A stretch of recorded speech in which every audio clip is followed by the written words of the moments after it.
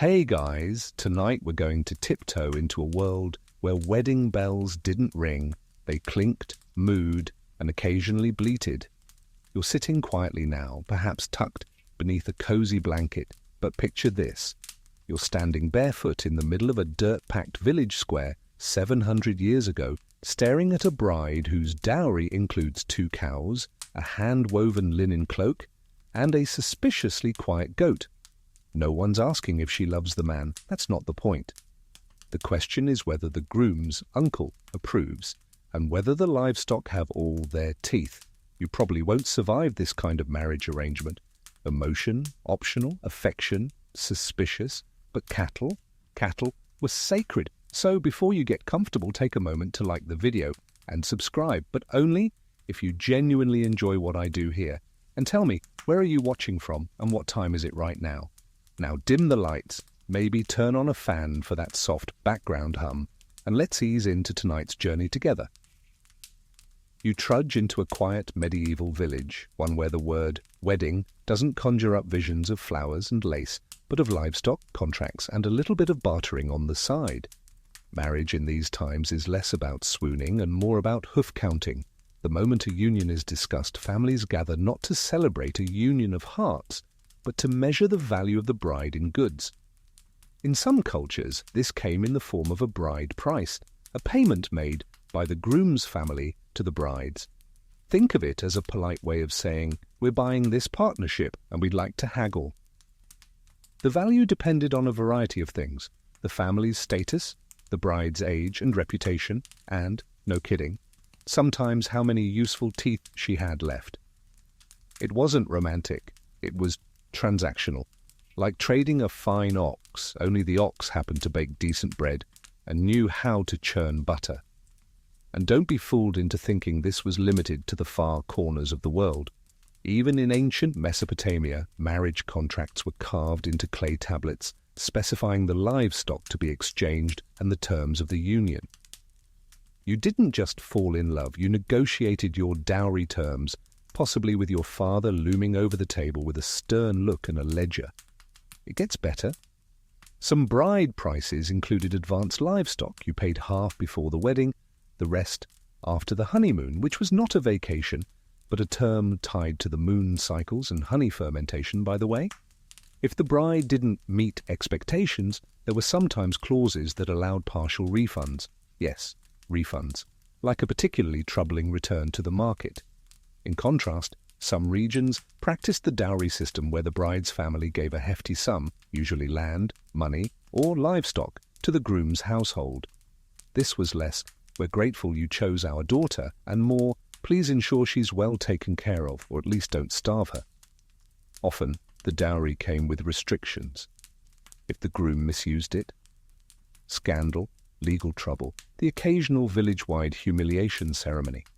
Historians still argue whether bride price and dowry traditions were more about protecting women or commodifying them. Some say these payments ensured the bride had some form of security. Others argue it was just a cow-covered version of human trafficking, dressed up in ceremony and hymns. Either way, love wasn't even on the guest list. Imagine being a young woman in a Scandinavian settlement, your parents discussing your future over salted herring and mead. You're not asked what your heart desires. You're asked if you remembered to clean the butter churn. Your betrothed, a man twice your age, with a healthy herd and a quiet demeanor.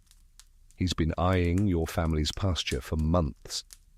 The marriage is essentially a merger with cattle, and the funny part?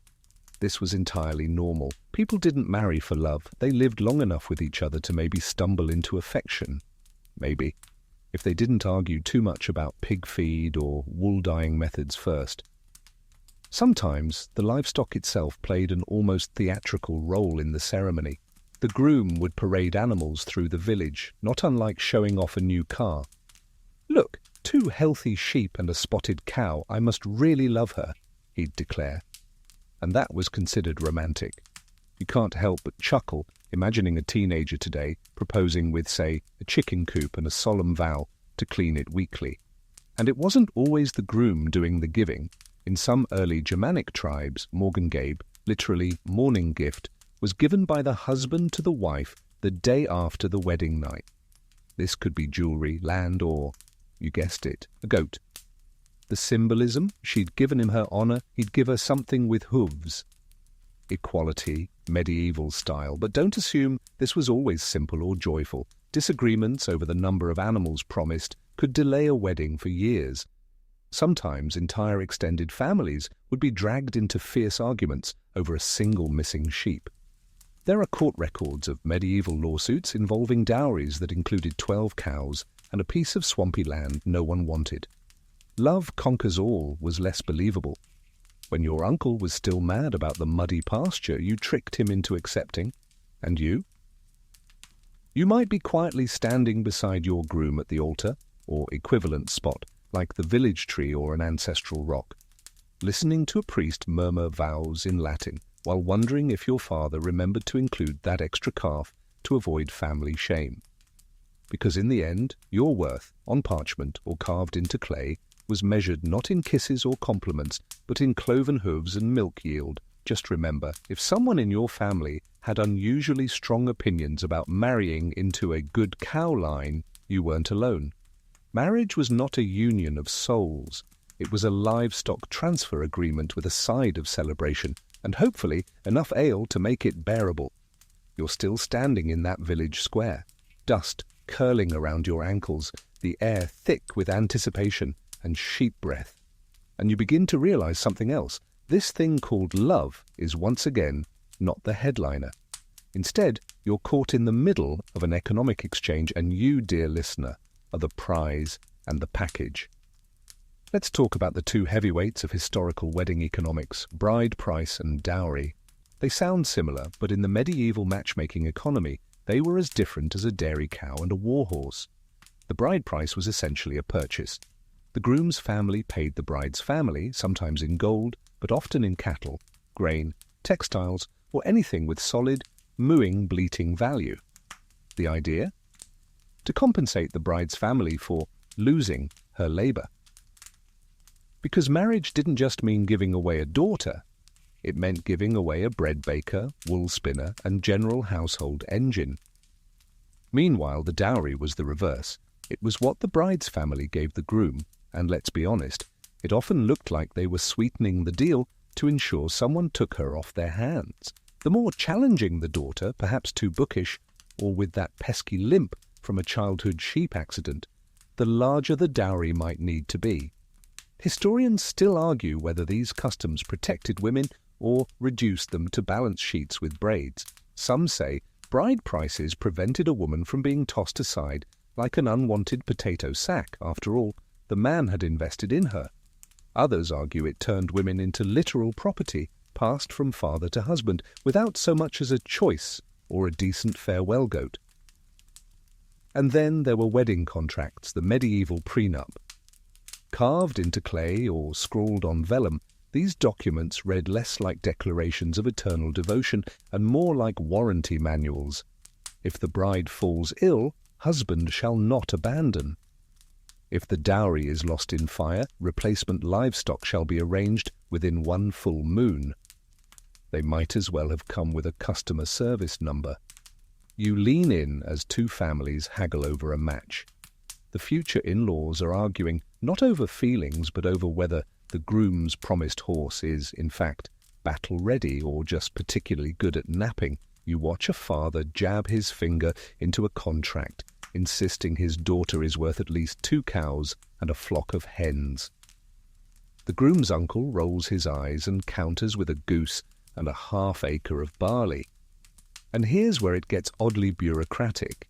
In many places, public recorders or elders officiated these transactions. They weren't priests or matchmakers. They were glorified accountants with very large books and very little patience for romance.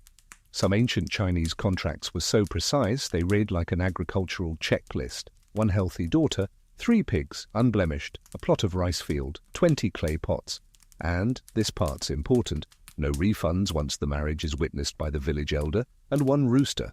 The contracts weren't always honoured, of course. A bad harvest could throw everything into chaos. A promised sheep might die, a bride's beauty might fade, or a suitor might flee to the hills.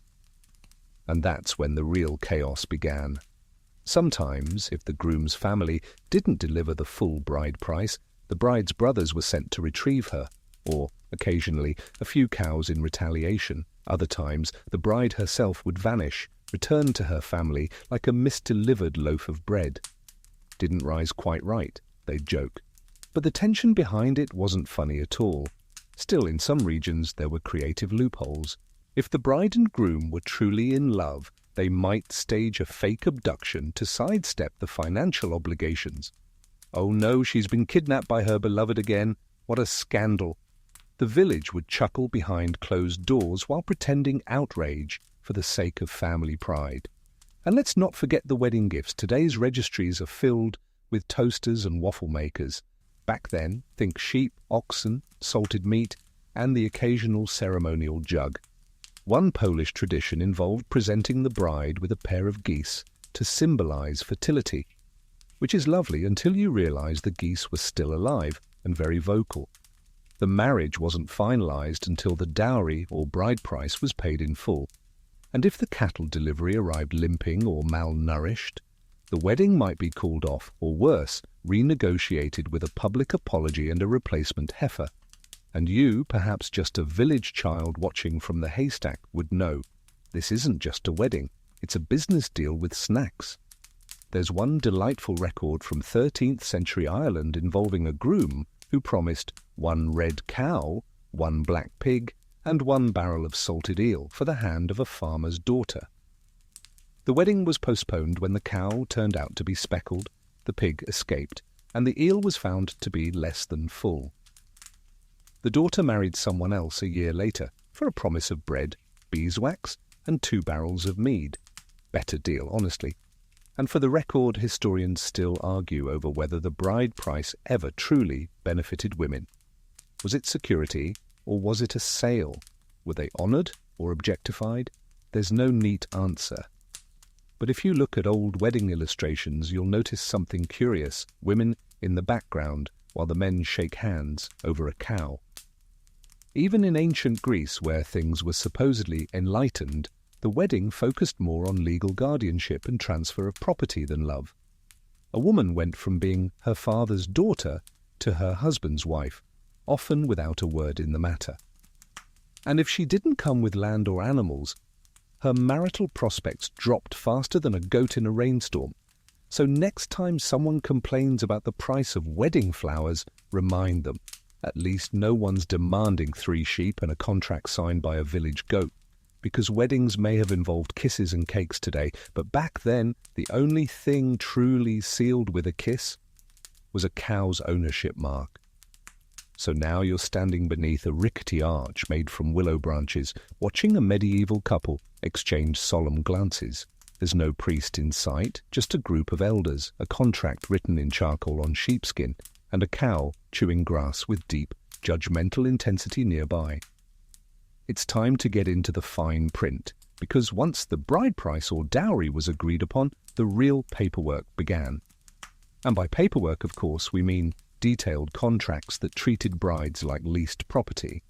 In medieval Northern Europe, these marriage agreements often included provisions about who got what.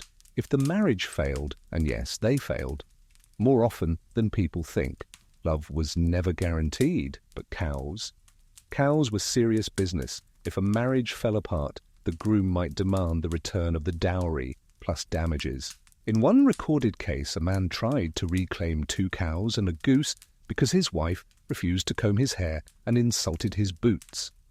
Priorities. And the contracts weren't just about livestock. Some went so far as to spell out a woman's daily obligations. She shall bake bread each morning, churn butter twice weekly, and not raise her voice above the crows. Okay, that last one there might be exaggerated, but only slightly. If you're thinking these arrangements sound more like leasing a barn manager than marrying a life partner, you're not wrong. A marriage was essentially a labor and property consolidation agreement. You brought together 2 households, their fields, their animals, and their expectations. It was a merger of assets with you well-fed or not right in the middle. And speaking of assets, let's not forget land. In many parts of Europe and Asia, land ownership was at the heart of almost every marriage deal. A father might marry off his daughter to a neighboring farmer in exchange for shared grazing rights or access to a well. In one particularly funny and sad case, a groom accepted his bride only if her family would build a stone wall along their adjoining property to keep out the neighbor's ducks. You know, the important things. Historians still argue whether these contractual details were meant to protect women or simply to mitigate economic risk for men. Some posit that a detailed agreement gave the bride some leverage. She could, for instance, use the document to sue her husband if he reneged on promised livestock or mistreated her. Others argue it was just a sophisticated way of making sure she worked hard and didn't leave with the family pig. Now picture this, it's wedding day. The families gather and the animals arrive like honored guests. The bride might stand silently while her father shakes hands with the groom's uncle, and then someone presents a literal inventory list. One bride, aged approximately 16 winters, 2 goats, both fertile, 1 spinning wheel, slightly cracked, a wooden comb, and, if rumors are true, an impressive sourdough starter passed down 5 generations. Then comes the delivery. Not the bride, she's already here, but the livestock, marched in proudly by young boys from the village. The animals are examined, counted, sniffed, yes really, and tied to a post near the fire pit. Only when everyone is satisfied with the condition of the cows can the contract be read aloud. One record from a medieval Flemish town describes a delay in a ceremony because the bride's dowry cow had 1 weepy eye and the groom's family insisted on a replacement or a discount. The bride stood waiting for hours while an apprentice was dispatched to fetch another cow from a neighboring town.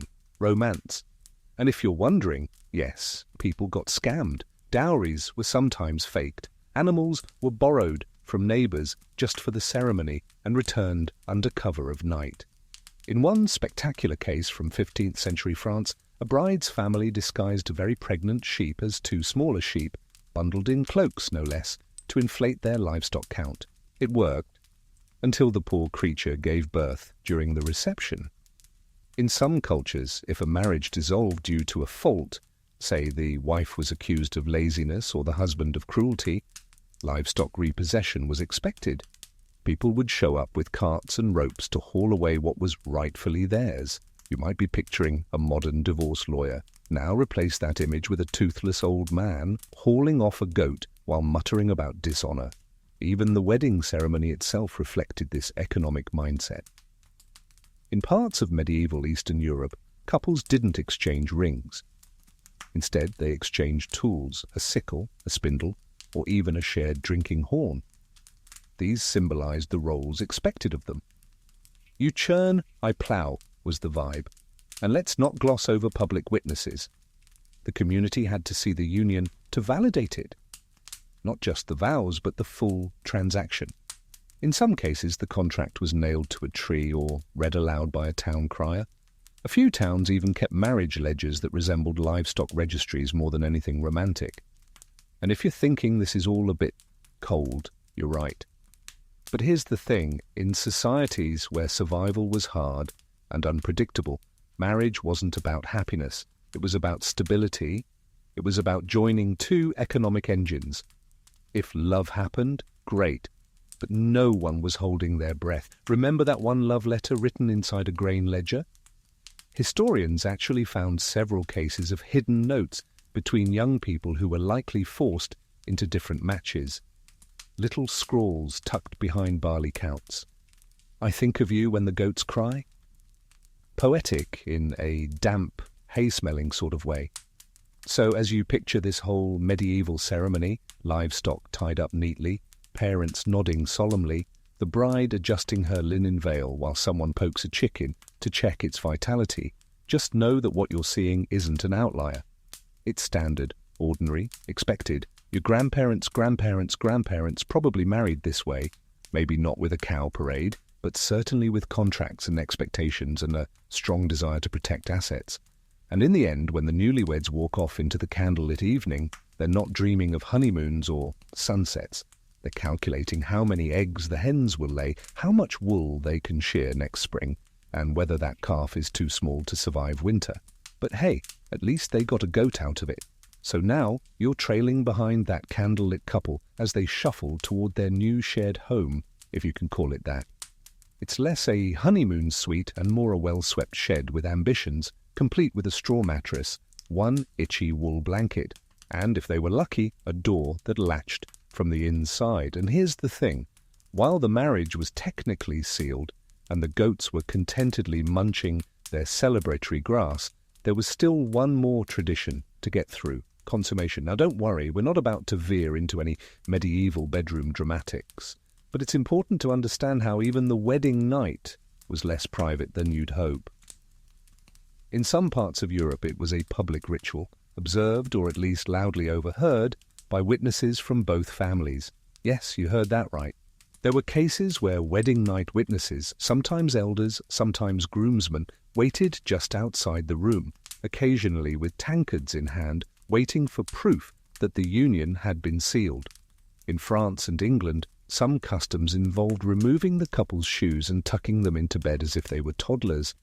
Then the crowd would cheerfully retreat, only to listen intently from the hallway. Why such a strange, cringeworthy ritual?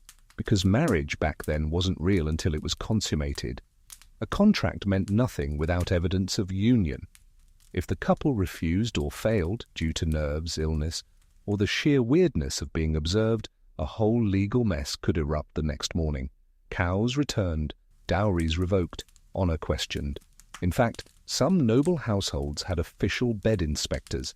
They would examine the sheets for signs of activity and report back. One poor scribe in 14th century Venice actually logged over 300 bed inspections in a year. Hopefully he got hazard pay. Historians still debate whether these rituals were truly enforced across all social classes, or whether they were mostly aristocratic curiosities. It's possible that rural folk took a more relaxed approach, maybe with fewer witnesses and more ale, but the core idea remained. Marriage wasn't about feelings, it was about validating a transaction.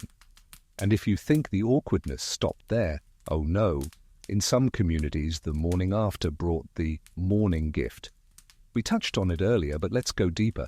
The morgengabe was given by the groom to the bride after their first night together. If things went well, if the union was smooth and civil, he might gift her land, jewelry, or even a small cottage. But if she displeased him, maybe a cracked mug or a single chicken, romantic. This practice wasn't just symbolic, it served as post-purchase affirmation. You've delivered the goods, so to speak, and here's a token of satisfaction. It sounds crass today, and it was, but it was also an economic shield for women, something they could claim as theirs if the husband died or disappeared, which happened more often than you'd think. Life was short, work was dangerous, and wars or fevers didn't wait for marital bliss.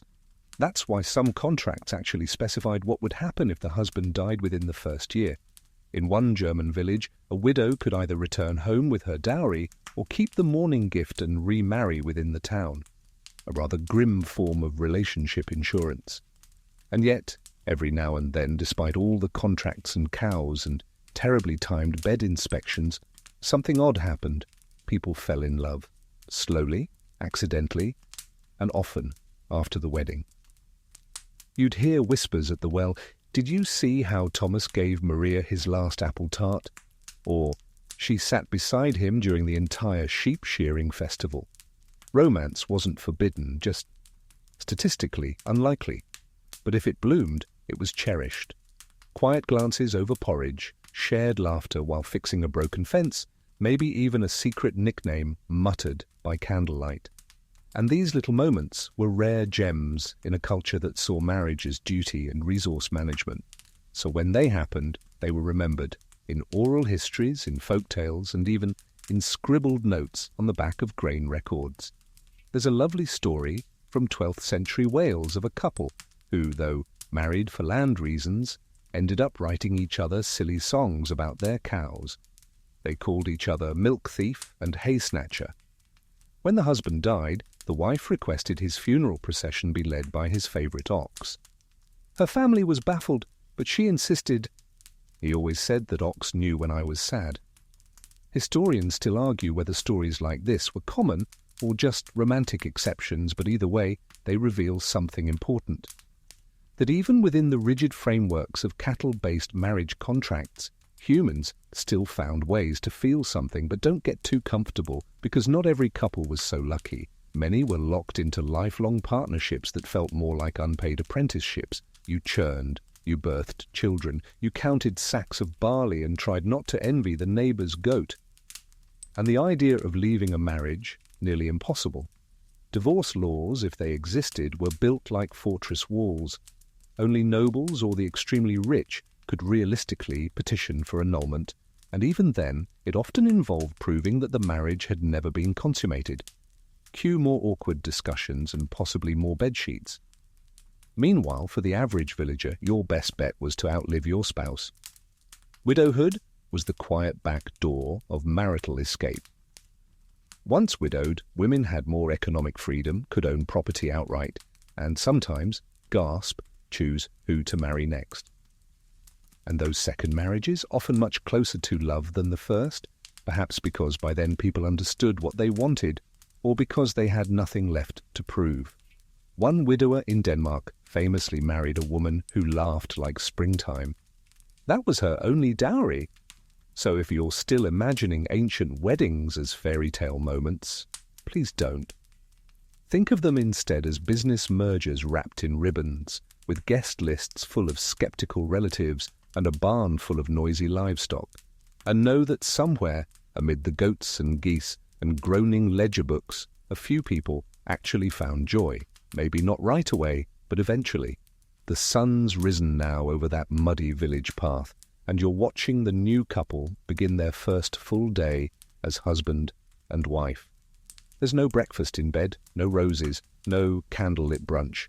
Instead, the groom is hauling water from a creek, and the bride is already elbow-deep in kneading barley dough. You glance around and realize this marriage isn't about happiness, it's about function. A good marriage, in most of history, wasn't judged by affection or compatibility. It was judged by output. How many children did it produce? How much wool was spun? Did both families gain more pigs this year than last? And nowhere is this more apparent than in the way wives were valued as workers. Once married, a woman didn't become a cherished partner. She became the second backbone of the household economy. Her resume included cooking, cleaning, spinning, weaving, brewing ale, raising children, tending gardens, managing servants, if she was lucky, and yes, maintaining the livestock that sealed her marriage in the first place. Some contracts even listed labor expectations. In medieval England, for example, a new bride was often expected to produce a full roll of homespun cloth within the first season of marriage. Failure to do so might not annul the marriage, but it certainly earned disapproval and possibly extra chores, and if she exceeded expectations, her reward was usually more expectations. Maybe the family would boast about her industrious nature. Maybe she'd be gifted another spinning wheel. Maybe, just maybe, she'd get her own corner of the root cellar.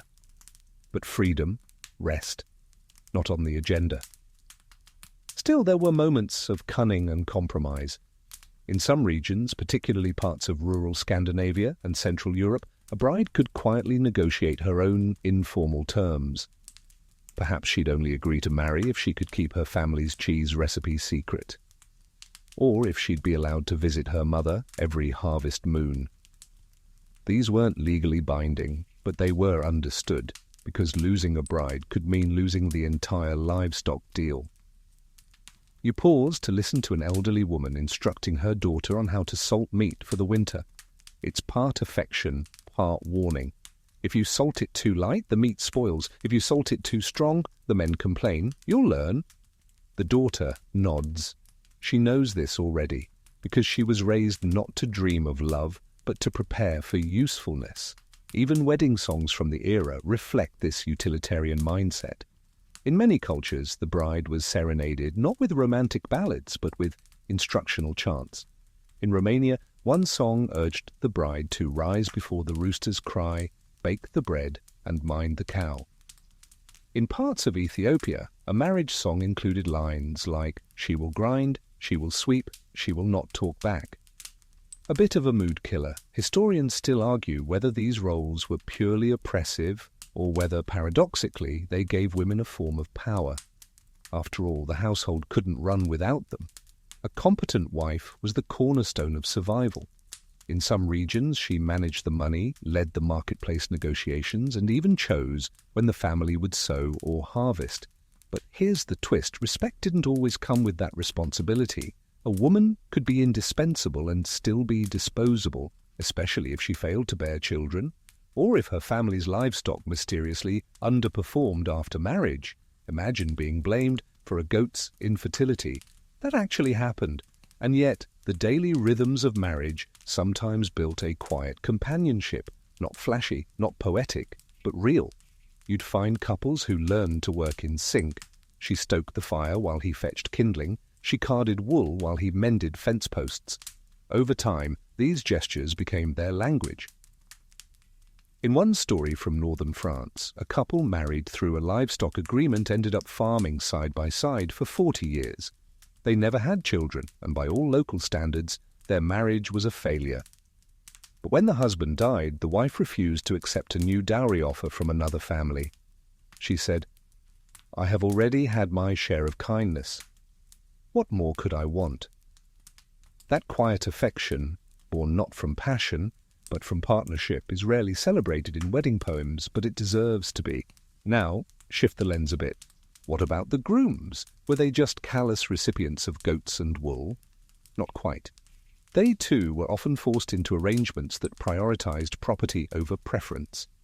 A young man might be pressured to marry a plain but well-dowered woman rather than the baker's daughter he actually liked. Romantic disappointment wasn't gendered. In fact, some grooms tried to protest with passive resistance. There are accounts of reluctant husbands showing up late to ceremonies, accidentally mispronouncing vows or refusing to accept the final livestock delivery just to delay or disrupt the process. One Dutch farmer in the 1500s famously refused to kiss his bride unless she wore his mother's blue apron. Historians are still baffled. And so the marriage machine churned on. Day after day, couple after couple. A new bride walked down the path with a goat on a rope. A groom counted his new in-laws' chickens with a resigned sigh. Children watched, learning the steps they would soon repeat. Even if they whispered dreams of something else, of laughter, of softness, of choice, those dreams rarely found room to grow. Not in a system built on livestock and legality, but sometimes, just sometimes, they slipped through the cracks. A shared apple under a tree, a secret smile over a cracked jug of ale, a promise whispered behind the hayloft, tiny rebellions of tenderness, hidden between the cows. The air's cooled now, and you wander farther from the village centre, past a field dotted with grazing sheep, where a smaller wedding is quietly taking place. No fanfare, no parade of livestock, just a modest exchange of goods and vows in the shade of an old tree. These kinds of weddings, rural, informal, barely recorded, were common for centuries. In fact, for much of history, especially in isolated areas, a wedding didn't need a priest or even a feast. It just needed agreement and the presence of the right witnesses to vouch that, yes, these two now belong to one another, and here's the chicken to prove it. Because while legal documents were fine for the wealthy and the urban, the vast majority of marriages happened by word of mouth and a handshake over livestock. You might be wondering, what happened when feelings did get involved? What if a couple wanted to marry for love? Well, they had a few options, most of them complicated. In many communities, young people who defied arranged matches had to get creative. Sometimes that meant staged elopements, where a girl would run away with her beloved, only to return later after her family had cooled down, or after a few cows had been offered in apology. In other cases, there was actual bride theft. Yes, real bride stealing. In certain nomadic or tribal societies, if a man couldn't afford a bride price, he might kidnap the woman he loved, sometimes with her consent, sometimes without. If they made it to a safe distance, consummated the union, and then returned as a married pair, the family was forced to accept the marriage to avoid scandal. It wasn't exactly romantic, but it was effective. Historians still debate how often bride theft was genuine versus staged. In Mongolia, and parts of Eastern Europe, symbolic kidnapping became part of the ceremony itself, a nod to older practices like reenacting a dramatic love story where the groom rescues the bride from her family. But make no mistake, it was a performance. The underlying goal was still to avoid or reduce the livestock bill, and there were other loopholes too. In medieval Iceland, if a couple wanted to marry but lacked family support, they might take part in a trial marriage, a year-long cohabitation arrangement. If both were satisfied at the end of the year, they could formalize the union. If not, they went their separate ways, no cows exchanged, no shame accrued. Sound progressive, it was, and it didn't last. As churches and governments pushed for greater control over marriage, informal unions were increasingly frowned upon. Trial marriages were labeled immoral. Love matches without livestock validation were considered reckless. In some towns, any union not blessed by both families and the local livestock census was considered null and void, and heaven help the couple that tried to marry without community approval.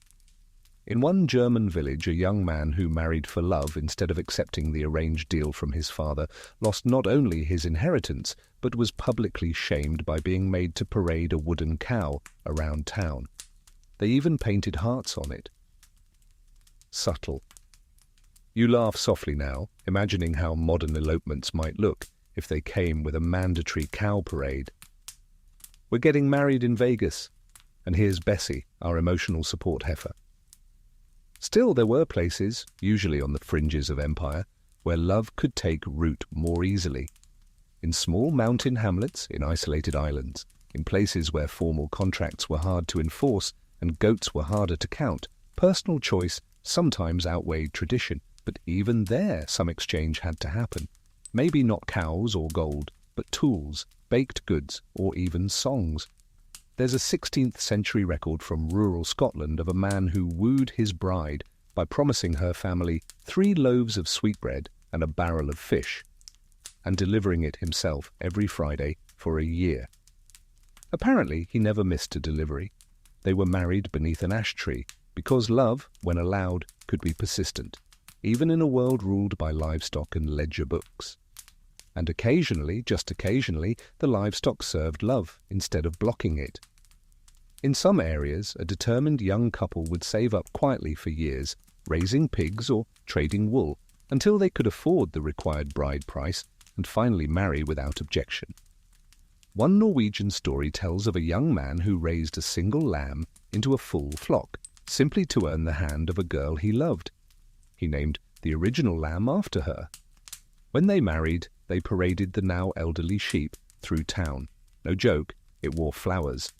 That's the thing about historical marriage. For every 10 businesslike unions arranged with dry contracts and bickering uncles, there was one spark of defiance, a laugh shared under a canopy of stars, a letter hidden in a pouch of grain, or a sheep wearing daisies.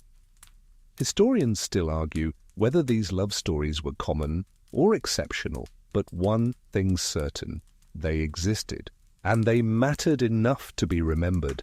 So as you drift further into the countryside of this world, through orchards, past stone bridges, along rivers that have forgotten all the couples they've watched walk hand in hand, know that love did survive. Quietly, stealthily, like a cat in the granary. You just had to listen for it between the bleats. You follow a winding path down a gentle hill, the smell of hay and wood smoke curling in the air. Ahead, another wedding feast is beginning.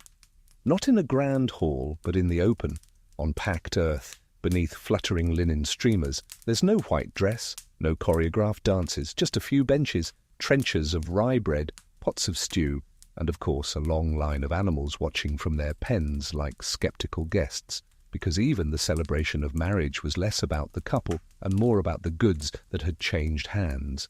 And what better way to show off a successful match than to cook the animals who didn't make the dowry cut? You take a seat near a woman dicing onions with the speed of someone who's done this at least 30 times. She leans over and whispers, "They say he got a strong field and 2 hens with her. Not bad, all things considered." She shrugs. "Love can wait. Chickens can't. This wasn't sarcasm. This was wedding math. A marriage feast had to reflect the value of the union, and nothing said respectable alliance like roasted meat and mead served by the bride's cousins. The more animals gifted or saved, the bigger the feast. In some parts of Europe and Asia, it was expected that the families would cook at least part of the bride price. Think of it like putting your wedding registry in the oven. Here, have a leg of lamb. It used to be symbolic. In medieval Spain, a well-fed wedding could include 7 courses of meat, each representing an aspect of the marital agreement. Lamb for fertility, fish for faithfulness, goose for gossip control, yes, really, and cow tongue for eloquent speech, which honestly feels like an inside joke.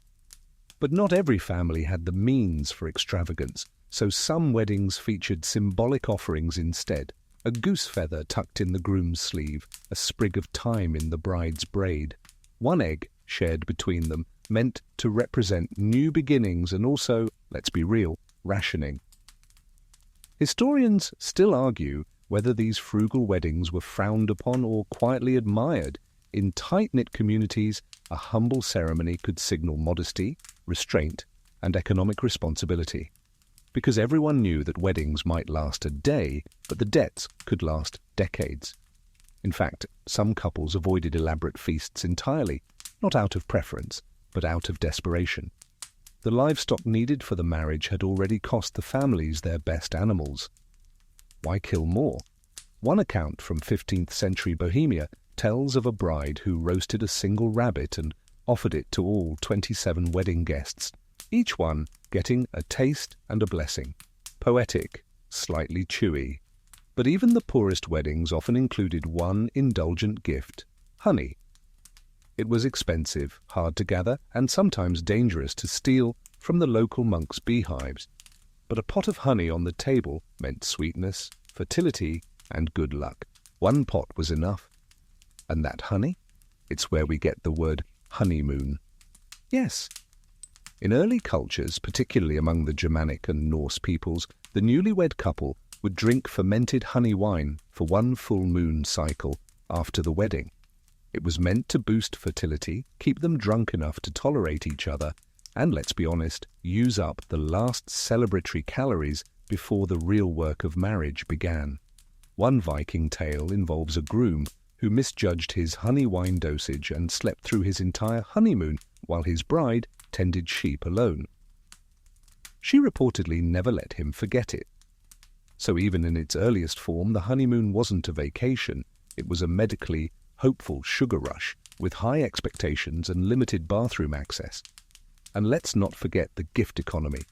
Guests at the wedding were expected to bring something, not wrapped, not from a store, but useful. One might offer 2 turnips, another a sharpened hoe. An especially generous neighbour might offer a goat's leash or a bag of flour, and occasionally a song. Yes, songs were currency. In many traditions, if you had no goods to offer, you could compose a marriage song for the couple, which would then be sung at sunrise on their first morning as husband and wife. These songs weren't always flattering. Some included sly jokes about the bride's cooking or the groom's feet, but they were cherished and remembered for years. In the Andean highlands, there's a tradition where each guest at the feast offers a small woven token, a piece of cloth or yarn, and ties it to a central pole. Like a rustic maypole of well wishes, the couple keeps the pole for life, not because it's beautiful, but because it's a reminder of community support, however meagre. You look around this imagined feast now, and you see more than just food. You see social choreography, generations of tradition, economic calculations disguised as hospitality. And even now, even after the animals are gone and the dancing has started, people are still talking about the livestock. They say the cow came from her uncle's best line. I heard the pig was borrowed from the miller. Do you think the goat will last the winter? Because the success of this marriage, at least in the eyes of everyone present, is still being measured in wool, in milk, in how well fed the guests feel as they wipe grease from their fingers and raise their mugs. It's not love that they'll remember first. It's whether the stew was thick enough whether the bride smiled, whether the dowry was fair. And in 100 other villages, in 100 other fields, similar feasts are unfolding, all echoing the same truth. Weddings weren't about dreams. They were about deals. But here's the secret you've been quietly noticing. Behind the transactions, behind the roasted goose and the honeypots and the dowry debates, people still found ways to laugh. They made jokes about the groom's haircut. They tried to teach the family dog to bow during the procession. They danced until the candles guttered out, and someone fell into the stew pot. And somehow, within that awkward, barter-filled system, they created memory. The fire's down to glowing coals now, and the wedding feast is winding into that slow, sleepy phase where only the elders remain, swapping stories and sipping what's left of the mead. You settle in near them, listening to their gravel-soft voices tell tales of weddings past. Some strange, some sweet, all slightly sticky with grease and time.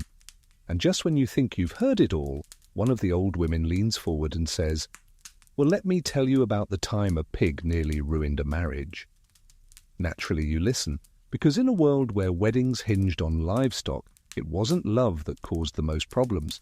It was livestock logistics, what was promised, what was delivered, and what inconveniently keeled over before the feast. There's a surprising number of historical records involving dowry disputes caused by sick animals, a cow with a limp, a goat with no milk, a sheep that tragically turned out to be a very fluffy dog. In 14th century Tuscany, a groom sued his bride's family because the dowry cow arrived missing an ear. Not a metaphorical ear, a literal one. The father claimed a wolf had taken it en route. The groom claimed deception. A tribunal of local men examined the cow, the bite marks, and after much deliberation, deducted the value of a full pig from the dowry. Case closed. In Iceland, a bride's dowry included a prized sheep that unexpectedly gave birth to triplets en route to the groom's farm. The groom tried to claim the extra lambs as a bonus. The bride's father demanded additional compensation.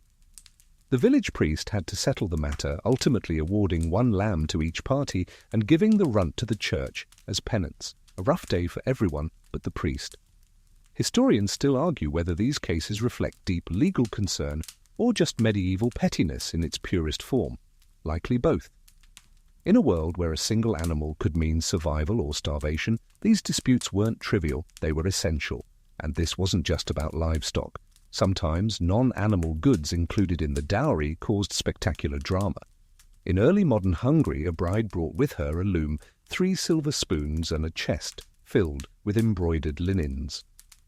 The linens were later discovered to be second-hand, purchased in secret from a neighbour. The groom's mother was scandalized. The marriage still happened, but for the rest of their lives, she called her daughter-in-law half-stitch. You can't make this stuff up. Even stranger were conditional dowries. In some contracts, the bride's family promised goods only after certain milestones were met. If the couple had a child within 1 year, or if the bride proved fertile, or more bizarrely, if the groom survived a specific battle. In one recorded case from the Caucasus, a man was only allowed to collect his wife's full dowry if he successfully built a new roof by spring. You know, just light home improvement tied to lifelong commitment. These terms weren't just cruel, they were oddly hopeful. They assumed a future worth planning for. They said, yes, this is an exchange. But let's plan for rain, children, and tax audits anyway. And let's not forget the animals themselves had a role to play in the marriage's success. In some regions, it was believed that if a dowry cow stopped producing milk, the marriage would wither too. If a rooster crowed at the wrong time during the wedding meal, bad luck would follow. In parts of West Africa, there are oral histories where a particularly mischievous goat, gifted during a marriage, was blamed for 4 consecutive divorces. Eventually, it was sacrificed not for food, but as a symbolic exorcism of marital misfortune. You'd think people would have stopped passing that goat around, but tradition has a funny sense of humour. Even into the 1800s, rural communities in Eastern Europe continued to honour livestock omens at weddings. A pig sneezing during vows, prosperity, a cow refusing to enter the barn on the wedding night, divorce within a year. These animals became oracles in a system that had no therapists, no counselors, and definitely no prenups. And in the oddest twist of all, there are cases where livestock stood in for people. Yes, really. If a groom couldn't attend his own wedding, say he was off to war or delayed by a flood, his family might send a representative animal in his place, usually a prized ox or stallion, decorated with ribbons, paraded through the village to hold his space. The ceremony would proceed, vows whispered beside the beast, until the real groom arrived to complete the ritual. There's a story, half folktale, half likely true, of a Lithuanian bride in the 1600s who insisted on kissing her groom's stand-in horse on the snout. "So he'll feel welcomed," she said. They were married for 40 years. She never stopped feeding that horse sugar cubes. Historians still argue over the meaning of these stand-in ceremonies. Were they metaphors, emergency placeholders, strange jokes taken too seriously? Probably all three. You lean back now, letting the stars poke through the darkening sky above the feasting field. The last bowl of stew is being scraped clean. A child giggles, chasing a chicken between guests. Somewhere behind the barn, someone plays a reed flute. And there it is again, that strange collision between the absurd and the touching, between cows and commitment, pigs and partnership. These weddings may seem distant, dusty, ridiculous, but they were real, and they meant something, not just because of the livestock, but because people, despite it all, kept trying to make something work. Even if it came with strings tied to goats and contracts and feasts. Even if it meant accepting a sneezy pig as a good omen.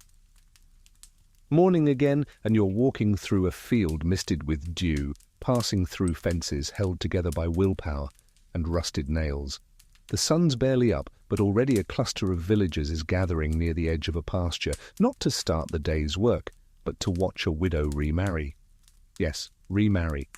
Because if there was one event that sparked even more quiet gossip than a first wedding, it was a second one.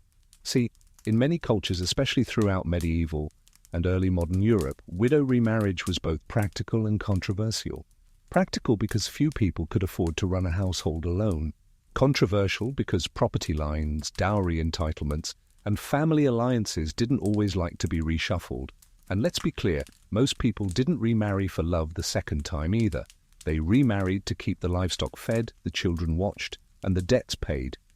If a woman outlived her husband and didn't have a grown son to take over the fields, she might need to marry again quickly, lest she lose her grazing rights or end up reliant on in-laws with very little patience and even less bread. And unlike her first wedding, the second marriage contract often included a line-by-line inventory of what the first marriage left behind. Chickens, spinning wheels, that mysterious second butter churn no one ever used, all of it accounted for, all of it subject to negotiation. The groom, now facing a bride who came with pre-owned goods, would often haggle over the details like he was purchasing a slightly dented wagon. Was the cow still milkable? Were the linens still bright? Did her youngest child come with his own shoes? All fair game. In a surviving 17th century German contract, one remarriage agreement included the phrase, "And if the widow's pig remains unclaimed by her first husband's kin, it shall pass into the joint household, provided it does not bite the groom." A legally binding pig. Love was optional. Dental records, apparently, were not. Historians still argue whether these second marriages offered more freedom to women or just another round of bargaining. On one hand, widows sometimes had more choice than unmarried women. They'd proven their usefulness, earned a measure of respect, and sometimes even retained control over their dowry. On the other hand, that freedom could vanish the moment a new husband entered the picture. One French widow, known only in court records as Marguerite of the Turnips, fought to retain her late husband's ox. She lost the legal battle, but won public sympathy. Local ballads still mention her as the woman who wept not for love, but for ploughing. Then there were the strategic remarriages, In border villages or disputed territories, a widow might be married off to a man from a rival clan as a peace offering, not for diplomacy, not for unity, but because her late husband's cattle were grazing on contested land, and the only way to settle the dispute was through matrimony and shared cow ownership. In Ireland, one such case involved 3 brothers, 2 adjoining pastures, and a widow named Bridget who had to marry all 3 brothers in succession over the span of 12 years. The cows were fine. Bridget was exhausted. And yes, sometimes widowers remarried too, but with different expectations. While a woman might be judged by the remaining contents of her pantry and the wear on her butter paddle, a man was usually judged by the size of his surviving herd and whether he could still swing a scythe without wheezing. If he could, great. If not, well, time to offer more pigs. There's a delightful record from 18th century Bavaria of a widower in his 70s who wooed a 30-something widow by promising her a goat, 3 geese, and the large rocking chair from his first marriage. She accepted. They were married until his death, and afterwards she continued to rock in that chair every day for 30 years. It's still on display in the local museum nicknamed the Seat of Patience. But remarriages weren't always dry negotiations. Sometimes they came with surprising tenderness. A couple who had each buried a spouse might find in each other a quiet kind of understanding, one not born from youthful excitement but from shared grief and practical wisdom. A story from rural Wales tells of 2 widowed farmers who, after marrying, would visit their respective first spouses' graves together once a month. Not out of guilt, but respect. "We wouldn't be here," one said, "without the ones who came before us." It's not exactly a love poem, but it is something warm and human, and perhaps more enduring than romance. And yes, livestock was still part of it. Even in love's second round, no one got married without animal math. You didn't just bring a heart to the table, you brought goats, debt, and memories, and someone would still be keeping score. Still, there was room, even here, for humour. One church record from Denmark records a second wedding where during the exchange of vows the groom accidentally recited his first wife's name. The bride slapped him with a sprig of sage. The priest recorded the incident in the margin, confusion remedied by herbs. And there's a Romanian folktale about a widow who agreed to marry again, but only on the condition that the new husband let her keep her favourite duck. "The duck knows my secrets," she said. They were married, duck and all. The duck reportedly lived a full and respected life. So yes, remarriages had baggage, but they also had space. Space for honesty, space for a slower, steadier kind of connection. The sort built not on courtship, but on understanding that you need each other, not because the stars said so, but because there's work to be done, mouths to feed, fences to mend, and winter coming, and if a few chickens came along for the ride, all the better. You drift now toward the outskirts of the village where the celebrations are over, the cows are tucked away in their sheds, and the once buzzing commons are quiet, save for the occasional clink of a ladle against a pot. But there, beneath a low-branched walnut tree, sits a scribe with an ink-stained tunic, carefully recording something in a leather-bound book. He's not chronicling love stories, he's tallying inheritance claims, because once the livestock has been counted and the vows exchanged, a question always looms. Who gets what when someone dies? Marriage, after all, was never just about the present. It was a long-term financial strategy, one that depended on land, fertility, and timing, and nothing threw that delicate system into chaos faster than an unexpected death, especially when goats were involved. Enter the medieval inheritance clause tucked discreetly at the end of many marriage contracts. It outlined what would happen to each party's property, animals, tools, and even debts. These clauses read like sombre grocery lists. If the wife dies, her dowry sheep shall return to her father's house. If the husband dies, the eldest son shall inherit the field, but the ox must be shared with his mother. If both perish within the same week, the pigs shall be divided equally among their siblings, provided none are ill. Romantic? No, but essential, especially in eras when a bad fever could sweep through a village faster than gossip. In some places, particularly parts of England and Scandinavia, land couldn't be inherited by daughters unless there were no male heirs. This meant that the birth of a son could dramatically alter a family's fortune, and sometimes prompted sudden changes in the way livestock was distributed. If a son was born, the sheep stayed. No son?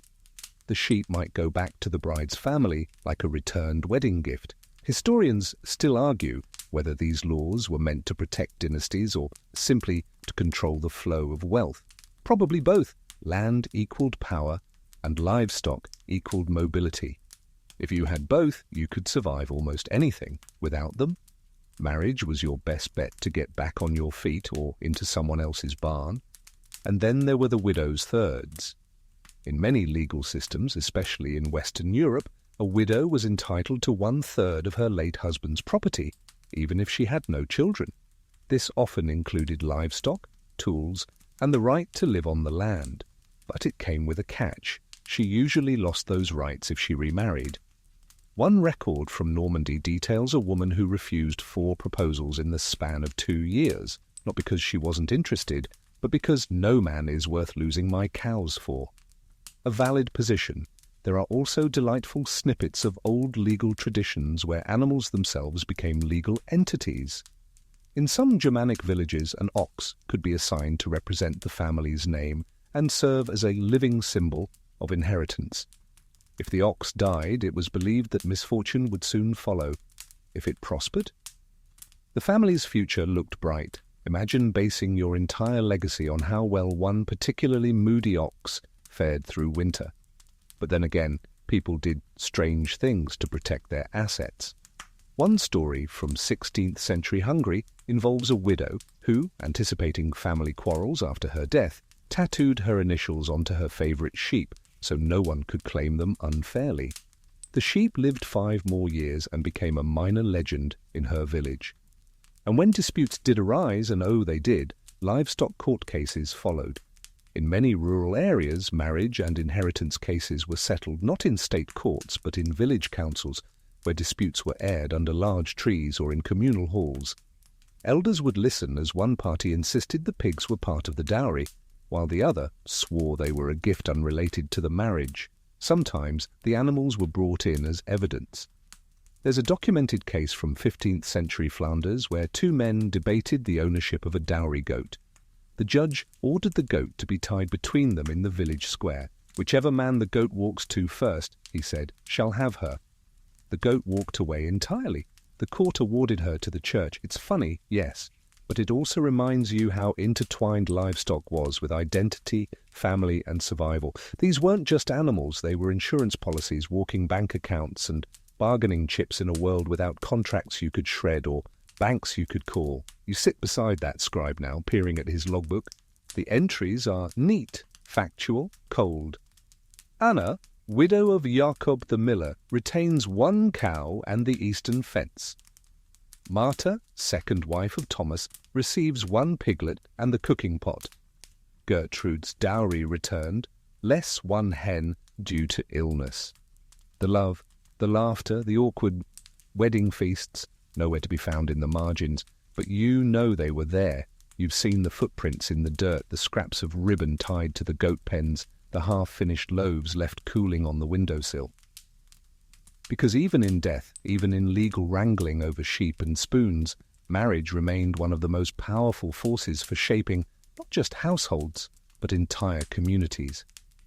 Who inherited what wasn't just about family? It shaped alliances between neighbours. It determined who shared watering holes and who tilled which stretch of land.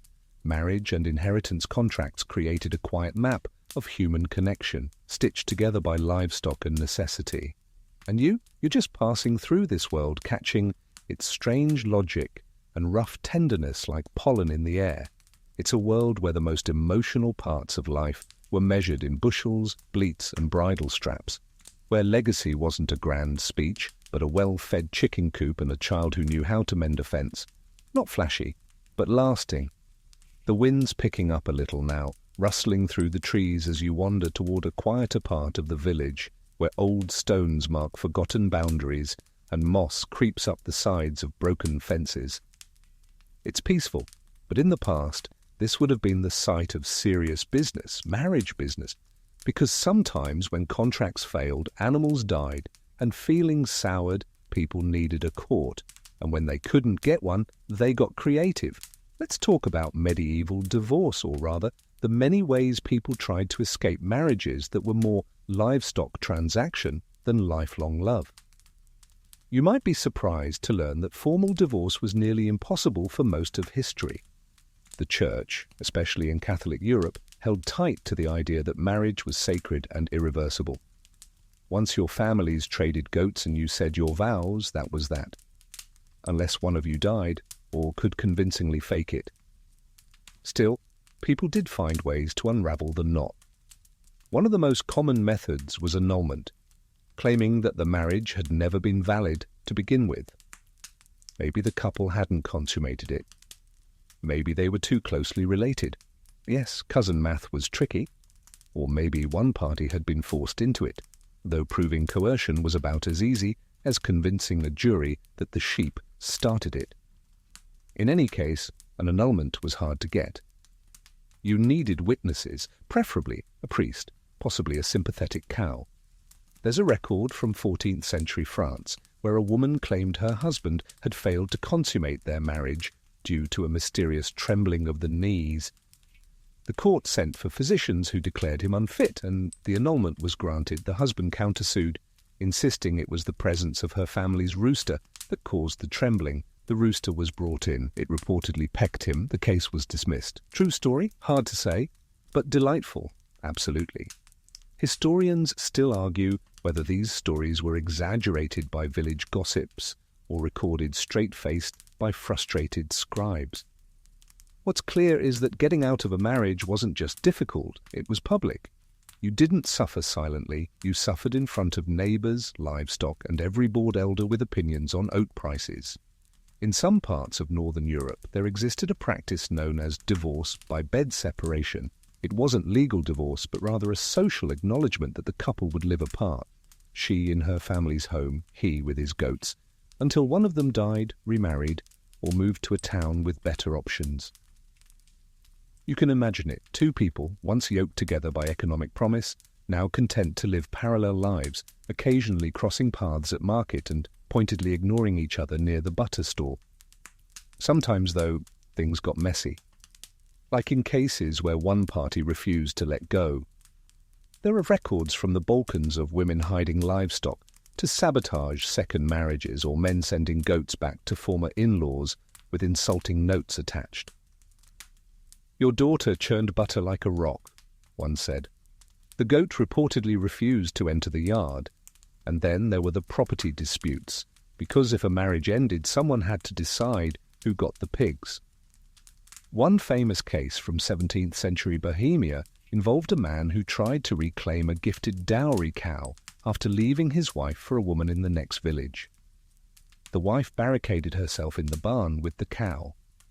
The man returned with his brothers. A standoff ensued. The cow died. No one got anything. The priest was furious. This wasn't uncommon. When marriages fell apart, communities sometimes staged mock trials to settle livestock custody. In one Italian village, a piglet was placed between the estranged couple, and villagers voted by tying ribbons to each end of a lead rope. Whichever side had more ribbons got the pig. It was a sort of barnyard democracy, pig suffrage, if you will. There were even places where animal behaviour influenced verdicts. In parts of West Africa and Eastern Europe, if a spouse accused the other of wrongdoing, the village might watch how the accused's animals behaved. Did the dog whimper? Did the goat bolt? Did the cow look deeply disappointed? Guilt by goat association. You sit now beside a crumbling stone wall, picturing it all. Marriages unravelled not by lawyers but by chickens. Relationships tested not by therapy but by pigs on ropes. It's ridiculous, and also strangely logical. In a world ruled by livestock, why shouldn't the animals have a say? But not every separation ended with public humiliation and hoofprints. Some couples quietly drifted apart. Others found compromise. There are stories of estranged husbands and wives who still worked together on harvests or co-parented their goats with admirable efficiency. One couple in Bavaria famously rotated ownership of their cow every third Sunday. The cow reportedly grew very confused, but fat. Even so, leaving a marriage carried risk, especially for women. A separated woman without property or male protection could become a social outcast. She might be accused of witchcraft, dishonesty, or just bad luck. Her family might refuse her return. Her dowry, often non-refundable, would be gone. And so many women stayed, not because they loved their husbands, but because they couldn't afford the alternative. Staying meant food, shelter, familiar fields. Leaving meant risk, whispers, and uncertainty. And yet, not all hope was lost. In some communities, particularly smaller or more remote ones, neighbors took care of each other quietly. A widowed or separated woman might be offered help by an older couple. A jilted groom might be taken in by a cousin. Even livestock got shared in discreet acts of kindness. You can borrow our goat for winter, just don't tell your brother. That sort of thing. Because even when the system failed, even when contracts cracked and cows didn't cooperate, people still found ways to be kind. And maybe that's where the real love stories lived, not in the wedding, but in the after. In the messy, everyday decisions made by ordinary people, just trying to survive with a little grace and dignity. So you lean against the wall now, listening to the wind rattle through dry reeds. Somewhere nearby, a rooster crows, a door creaks, life goes on. And you know deep down that even the strangest, clumsiest marriages born of goats and duty had moments of warmth, of shared bread, of silent understanding, because sometimes, even in the most transactional unions, someone still remembered to bring honey. You find yourself drifting along a narrow cart path now, stones crunching underfoot, and up ahead you see a curious procession forming. Children darting about, villagers murmuring with anticipation, and, oddly enough, a cow adorned with bells and a garland of wildflowers. No, it's not a wedding. It's a cattle inventory ceremony. Yes, that was a thing.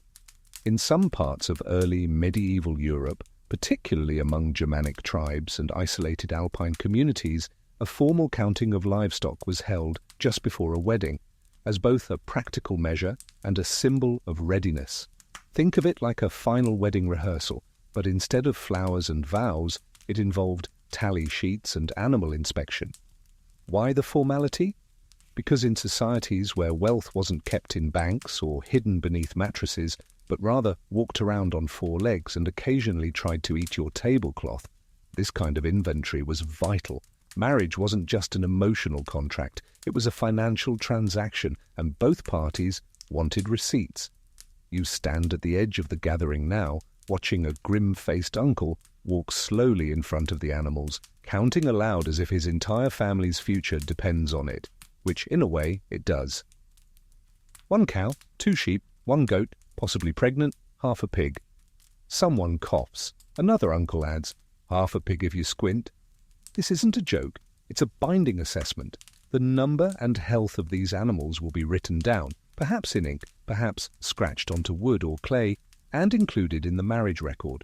If one goes missing between this ceremony and the wedding day, a renegotiation might occur. If 2, possibly a delay. If a whole flock vanishes, the union could be cancelled. In some communities, this livestock verification was accompanied by a ritual blessing. A priest or village elder would wave smoke over the herd, muttering prayers to ward off disease, theft, and poorly timed stampedes. If the cow sneezed mid-blessing, it was taken as a good sign. If it kicked over the incense, less so. Historians still argue whether these ceremonies were purely symbolic or deeply religious. In truth, probably both. The line between economy and spirituality was never so thin as it was when livelihoods had horns. There are records from the Swiss Alps of wedding inventories that included not just the animal's species, but its temperament and quirks. Black goat, prone to biting. Hen with mournful disposition. One German record from the 1500s described a cow as generous with milk but stingy with affection. That cow later became a folk character, and woe to the groom who tried to inflate his count. Villagers had long memories and keener eyes. if you presented the same 3 goats you paraded at your sister's wedding 2 years earlier, someone would notice. Recycled dowry animals were a scandal. Sometimes, if the bride's family had cause to doubt the honesty of the groom's offering, they could request a witness run. This involved leading each animal around the village square, letting key elders inspect for signs of illness, age, or regifting. Imagine a livestock fashion show, but with a lot more grunting. In one hilarious case from Poland, a groom tried to disguise a sick sheep with soot and ribbons. The sheep collapsed halfway through the square. The wedding was postponed. The ribbons were burned. It's worth noting that the bride herself was not usually part of this display. She remained in the background while the focus fell entirely on the animals and what they represented. Her value was assumed. It was the cows who needed proof. And this wasn't just a male affair. The bride's female relatives often had their own parallel inspections of the spinning wheels, cooking tools, linens, and brewing supplies she would bring into the marriage. A complete marriage meant a household ready to function tomorrow. Love could develop later, between chores. One woman in 16th century Scotland reportedly sabotaged her own inventory to avoid marriage, setting fire to her spinning wheel and hiding her best pots. "I will not be traded for sheep," she said. The village disagreed. The marriage proceeded, with new pots, reluctantly. And yet, even in these livestock lineups, there was room for sentiment. One Italian groom included his grandmother's donkey in the ceremony, not because it added value, but because she carried my family through 3 winters. The donkey, named Fiora, wore a garland and received her own bowl of wedding stew. You pause now, watching the garlanded cow blink slowly as a young boy feeds her a turnip. She seems unimpressed by the gravity of her role, but the villagers are satisfied. The counting is done, the inventory logged. This event, however odd, is something sacred to them, not because it's beautiful, but because it's predictable. In a world where illness, famine, and war loomed over every harvest, marriage and livestock were 2 things you could plan for. And the ceremonial counting of animals? That was the village saying, "We're ready, we have enough. We can build a life from here." Sure, it's not candlelit vows or poetry whispered on a balcony, but there's something deeply comforting about it, something humble, real, livestock as love language, because when you don't have roses, you offer a healthy goat. When there are no violins, you ring a cowbell, and when the future is uncertain, you count your sheep, not to fall asleep, but to feel steady on your feet. The cowbells have stopped ringing now, the villagers have drifted home, and you're left wandering the village paths as the sun begins to sink behind the hills. But as you pass one low cottage with a thatched roof and freshly swept steps, you hear laughter, sharp, familiar, a little chaotic. Inside, 2 families are gathered at a long wooden table, and what's unfolding isn't another feast. It's a marriage negotiation. This time, though, it's different. The bride and groom aren't strangers, they're cousins, and no one is blinking twice.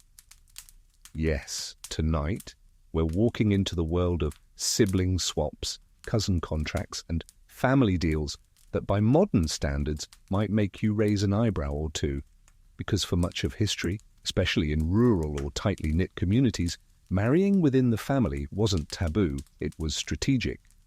Land didn't split. Inheritances stayed consolidated.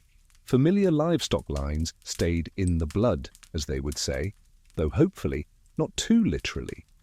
In fact, many noble families across Europe went even further than cousin marriages. Royal houses married siblings, uncles, nieces, even more creatively tangled combinations, all to preserve bloodlines and wealth. Love had no say. Genetics not yet invited to the conversation. But cousin marriage wasn't limited to kings and queens. In parts of medieval Italy, France, and even England, marrying a cousin was one of the most common ways to keep assets within the village and control. You're sitting in the corner now, watching as the fathers from both sides haggle not over the relationship, but over the division of goats. The mood is casual, comfortable. These aren't strangers. These are men who shared a barn growing up. One says, You'll have the west pasture if you throw in your daughter's wool comb. The other counters, only if I get the cheese press and your eldest boy mows the field for a month. It's like Monopoly, but with livestock and blood ties. Historians still argue whether cousin marriage was a sign of resourcefulness or desperation. Some say it allowed families to keep power and stability. Others suggest it reflected a lack of outside options. When your world was only 5 miles wide, your dating pool got very small. In some regions, there were cultural mechanisms to make these unions feel less awkward. Cousins who grew up close might be separated in youth so they wouldn't develop sibling-like bonds. A little intentional distance to keep the marriage practical and less emotionally weird. In other cases, exchange marriages were arranged. You married my daughter, I married your sister. Now both families are bonded doubly, and any disputes are neatly locked inside the same barnyard. A 15th century German village record even shows a wedding where 2 brothers married 2 sisters on the same day, a double ceremony to consolidate land and livestock. The ledger reads 2 cows, 3 pigs, 4 spinning wheels, 1 pair of twins. We're not told whether the twins were the grooms or the animals, possibly both. And it wasn't always peaceful. There are accounts of cousin rivalries turning marriages into quiet feuds. One Flemish bride brought a dowry of pickled eels and a barrel of ale. Her cousin bride, marrying the groom's brother on the same day, brought wool and a silver comb. The grooms fought. The eels were spilled. The wedding paused for 2 weeks. Family dynamics, medieval edition. But despite the complications, cousin marriage endured for centuries, and not just in Europe. In the Middle East, North Africa, parts of South Asia, and the Caucasus, it was, and in some cases still is, commonplace. The motivations? Similar. Preserve land, strengthen family alliances, trust the people you already know. Even in America, cousin marriage was legal in most states until the late 1800s, and in frontier towns, where the gene pool was essentially a dinner table, such marriages were sometimes the only feasible match. Love, at least, didn't need introductions.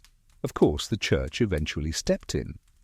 From as early as the 4th century, church councils tried to discourage close-kin marriage, citing spiritual and moral reasons. By the 12th century, the Catholic Church officially banned marriages up to the 7th degree of consanguinity, which basically meant your entire extended family and their goats. But people didn't always listen, not when the pasture next door was more appealing than the unknown 5 towns over. The church adapted, introducing dispensations, official permissions to marry close kin, usually granted in exchange for a generous donation. You might say cousin marriages became heaven-approved for a small fee. So while society frowned publicly, it often shrugged privately, especially when the pigs were fat and the land was fertile. And through it all, the marriage contracts adapted. When cousins married, their agreements became more intricate. Clauses to separate dowries from inheritance, provisions for children of double kinship, even backup plans if the union caused family tension. One record from 17th century Wales describes a couple agreeing that if disputes arise at market between our fathers, we shall take turnips to opposite stalls and reconvene when calm.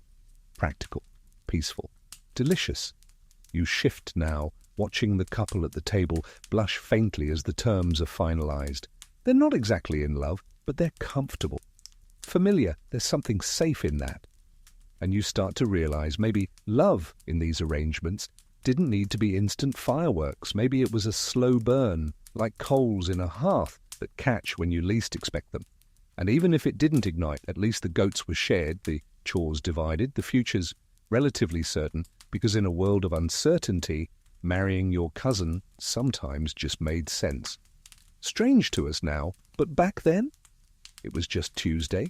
You've wandered farther now, past the village gate, and into the gentle hush of pasture land under a pale evening sky.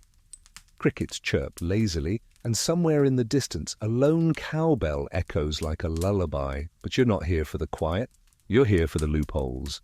Because for every rigid marriage law, every goat-backed agreement, every cousin-packed contract, there were always those who found a way to bend the rules. And perhaps the strangest of these was the trial marriage. No, not a weekend getaway with spa treatments and questionnaires. A trial marriage in historical terms meant something much more unregulated. In several cultures, from early medieval Scandinavia to parts of the Balkans and even tribal communities in Central Asia, young couples could live together temporarily with or without formal permission to test their compatibility. Think of it as medieval cohabitation, sans IKEA furniture, with a few more chickens. The arrangements varied. In some Norse regions, the couple would be allowed to spend a winter together, during which they were expected to function like a married pair, cooking, farming, sleeping, arguing over goat feed. At the end of the season, if both parties were satisfied, the union was formalized. If not, they walked away, no livestock exchanged, no shame involved. One Icelandic saga even tells of a woman who trial married 3 men in her lifetime, choosing the third because he salted the fish without complaining. A reasonable metric. Historians still argue whether these unions were widely accepted or tolerated only in isolated communities. Some believe they stemmed from practical necessity. When a formal dowry couldn't be secured but a union was beneficial, people found middle ground. Others think trial marriages were older remnants of pre-Christian customs, where marriage was less a religious rite and more a social arrangement based on lived success. And what about the children from these arrangements? Well, that got complicated. In some societies, if a child was born during a trial marriage, it could trigger a retroactive dowry negotiation, sometimes called a second offer. The groom's family would return to the bargaining table, often with more generous livestock, now that the bride had proven fertility. As uncomfortable as it sounds today, this was seen as securing a sound investment. Nothing said bargain sealed quite like a baby and a butter churn. One particularly awkward contract from medieval Friesland involved a clause stating, if a child is born of this winter match, the groom shall double his gift of grain and contribute 1 blanket woven by his own hand. A romantic, if chilly, gesture. And if the trial marriage ended without children or a formal wedding, then both parties were typically expected to part amicably. Though that too wasn't always simple. There's a 14th century account of a woman in Estonia who, upon breaking her trial marriage, demanded the return of her spinning wheel. The man refused. She stole his pig. The pig later ate part of her vegetable patch. A tangled story. It ended in arbitration and, oddly, marriage, possibly just to end the argument. These pre-marriage arrangements weren't always official, but they were remembered. Oral tradition preserved their details, often with a chuckle, a sigh, or a wry proverb like, "A goat will test the gate before it pushes through." Translation? People want to know what they're getting into, especially when goats and chores are involved. And trial marriages weren't always secret. In some communities, they were semi-formal, even celebrated. In 15th century Finland, couples would be given a shared bed for the season, but placed under witness linens, cloth marked with the couple's names and dates, like a sleepy timeshare agreement. If they stuck it out through snow and sewing, the linen was later used in the wedding ceremony. In some African tribal cultures, the trial period even involved shared animal tending. If the couple could successfully manage a herd together for a month, no escapes, no starvation, no accidental trades, they were considered ready to marry. If the sheep survived and the couple hadn't strangled each other, green light, but not everyone approved. As Christianity spread and the church took greater control over marriage rights, trial marriages were increasingly condemned. They were seen as immoral, disorderly, and above all, unregulated. The idea that 2 people could just try marriage on without a priest, without a dowry, and worst of all, without paying the necessary tithe, was simply unacceptable. By the late Middle Ages, laws across Europe began to formally outlaw trial unions. In some places, couples caught cohabiting without marriage risked excommunication, fines, or being paraded through the village in disgrace, often carrying symbols of their crime, a broken spindle, a wilting flower, or a goose on a leash. And yet, as you might expect, the practice didn't entirely disappear, it just went underground. People found subtler ways to test the waters, prolonged courtship under the guise of help with the harvest, or a visiting arrangement where the man spent nights but never moved in. And livestock gifts were given quietly, not as dowries, but as tokens of intent. Even today, echoes of the trial marriage survive in various customs around the world. courtship periods, engagement feasts, shared domestic rituals before official vows. The modern pre-wedding checklist: can they cook? Can they fold laundry? Do they like goats? Has ancient roots. You rest now on the grass, looking out at the hazy horizon. The idea of testing a bond before binding it forever. It makes sense, doesn't it? Not romantic, perhaps, but sensible, practical, humane even, because love, for all its messiness, needs a bit of room to breathe. And even the most rule-bound cow-counting societies seemed to understand that. They just had to wrap it in tradition, bless it with a goat, and record it with a wink in the village book. So if you've ever questioned the wisdom of taking your time, of learning someone's rhythms before signing on the dotted line, just know that somewhere 15 centuries ago a couple did the same while milking a sheep together. And yes, it probably got messy, but maybe, just maybe it worked. Night is folding in again, settling like wool across the hills, and you're trailing behind a couple trudging up a dirt road with a piglet in a sling and a bundle of firewood tied with twine. It's not a wedding day, it's the day after. And if you thought love ended with the vows, wait until you hear about post-wedding livestock drama. Because no matter how carefully contracts were drawn, no matter how loudly the cows mooed during the ceremony, things could still go wrong after the wedding, and often did. This is the domain of the dowry disasters. Let's say the marriage is done, the feast cleared, and the bride has moved into the groom's household. Days pass, the rooster won't stop crowing at night, the goat turns out to be barren, and the 2 pigs included in her dowry? They escape. Twice. Suddenly everyone's arguing. Who's to blame? Was the dowry insufficient? Were the animals defective? Is it a sign the bride is unlucky? Or worse, cursed?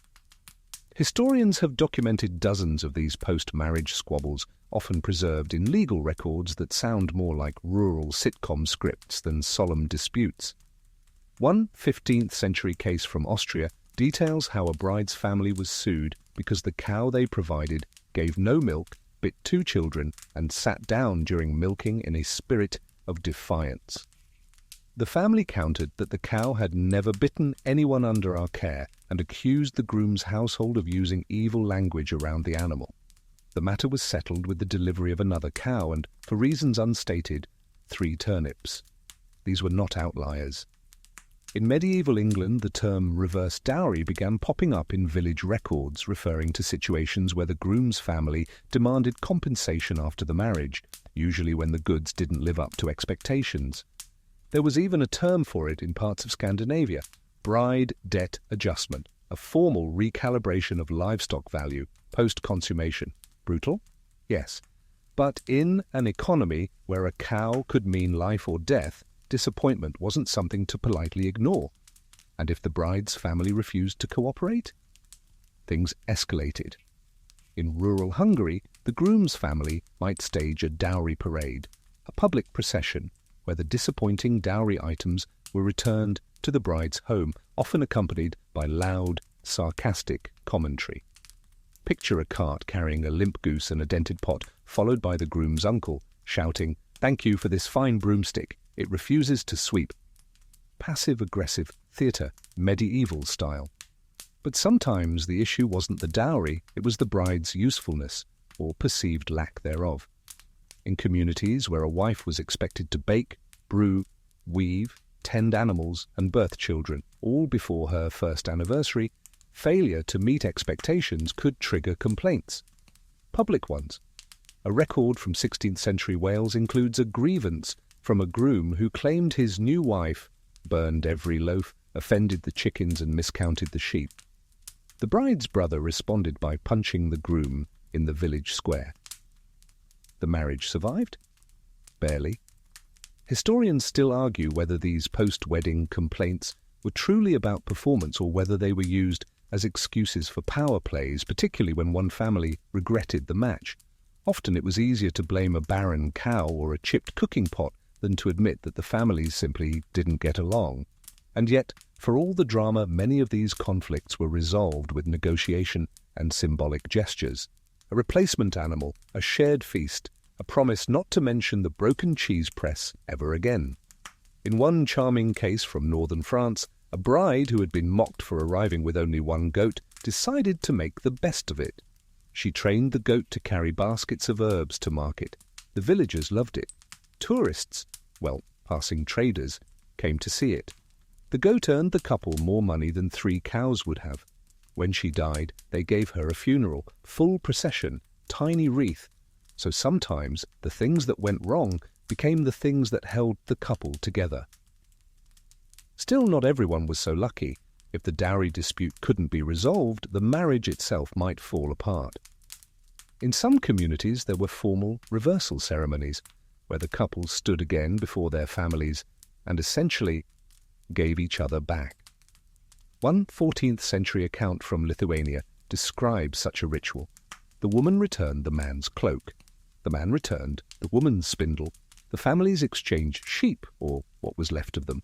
A song was sung about disappointment and bad barley. It wasn't festive, but it was final. And it wasn't just property disputes that caused issues. Sometimes marriage revealed things that couldn't be seen at the altar. Bad tempers, strange habits, incompatibilities both personal and agricultural. In one Icelandic tale, a bride left her husband after discovering he snored loud enough to shake the rafters and spoke only to his oxen. She moved back in with her parents and refused to return until he built her a separate sleeping shed. He did. They lived in side-by-side houses for 30 years and were reportedly content. Love, maybe. Survival, definitely. These stories may sound absurd now, but they reveal a truth still familiar. Expectations rarely match reality. Even when cows are involved, maybe especially when cows are involved. You pass by another quiet cottage now where a young couple sits on a bench, sharing a hunk of bread and watching the stars. Their wedding was 2 weeks ago. Their goat got sick. Their cooking pot cracked. The bride burned the first stew. The groom forgot to bring water once, but they're still sitting there, still sharing the bread, because sometimes, in the midst of dowry disasters and livestock complaints, 2 people figured it out anyway. Not because it was easy, but because it was theirs. A new morning, pale and gentle, settles across the thatched roofs and muddy lanes. Somewhere, a rooster calls half-heartedly, and a milkmaid yawns into her shawl. You stretch and keep walking, your feet taking you toward a village where something strange is happening, a wedding without animals. Well, almost, because every rule has its exception, and history is full of marriages gone wrong, not because there were animals, but because there weren't enough.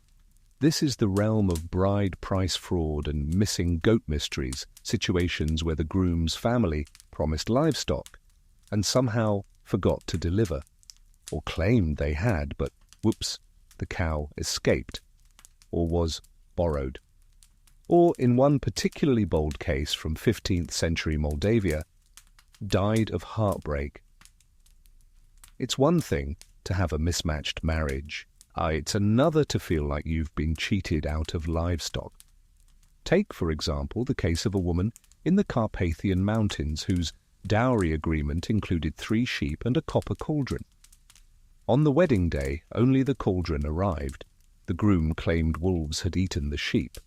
The bride's mother, unconvinced, demanded the wolves be brought to trial.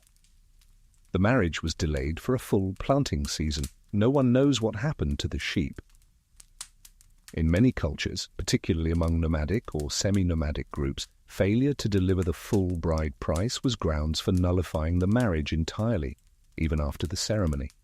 And if the bride had already moved in, that made things messy. In 12th century Georgia, it was common practice for the groom's family to send livestock in installments, almost like a payment plan. The first cow secured the engagement.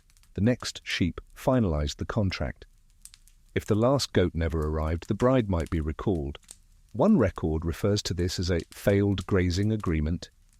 Sometimes the livestock wasn't just delayed, it was stolen, and not always by strangers. In southern Italy, there's a story of a groom's brother who, furious that he hadn't been consulted about the match, released the dowry oxen just before the wedding. The oxen wandered into a vineyard and ruined a harvest. The wedding was postponed. The brother was banned from stew for a year. Historians still argue whether these livestock mishaps were genuine misfortunes or deliberate sabotage. After all, livestock were hard to track, even harder to replace. And marriages, especially ones formed under pressure, were easy targets for quiet acts of resistance. You see, bride price fraud wasn't always about economics. Sometimes it was about power. In patriarchal systems where families dictated unions for political or land-based gain, sabotaging a marriage by withholding promised animals was a subtle but powerful act. It sent a message: we don't approve and we won't pay. No angry letters, just an empty sheep pen. In some regions, grooms got creative. A young man in 17th century Armenia reportedly painted spots on a white cow to make it resemble two smaller cows, fulfilling a bride price with half the livestock. It worked until it rained. The paint ran, the marriage was annulled, and the cow was sent back with a wreath of onion stalks as an apology. Other times, the animals were real, but borrowed. A groom might strike a deal with a neighbor to loan animals just long enough to parade them through the village during the wedding ceremony. Then, once the celebration ended, the animals quietly trotted back to their original owners. This practice became so common in parts of Eastern Europe that some villages began branding their animals with temporary wedding markings, chalk symbols, or colored cloth tied around their necks to distinguish loaner livestock from genuine dowry offerings.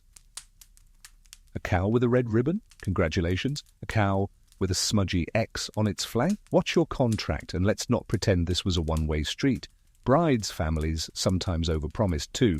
There are tales of dowries including pigs that were, upon closer inspection, simply large dogs with bad attitudes, or spinning wheels so broken they were decorative at best.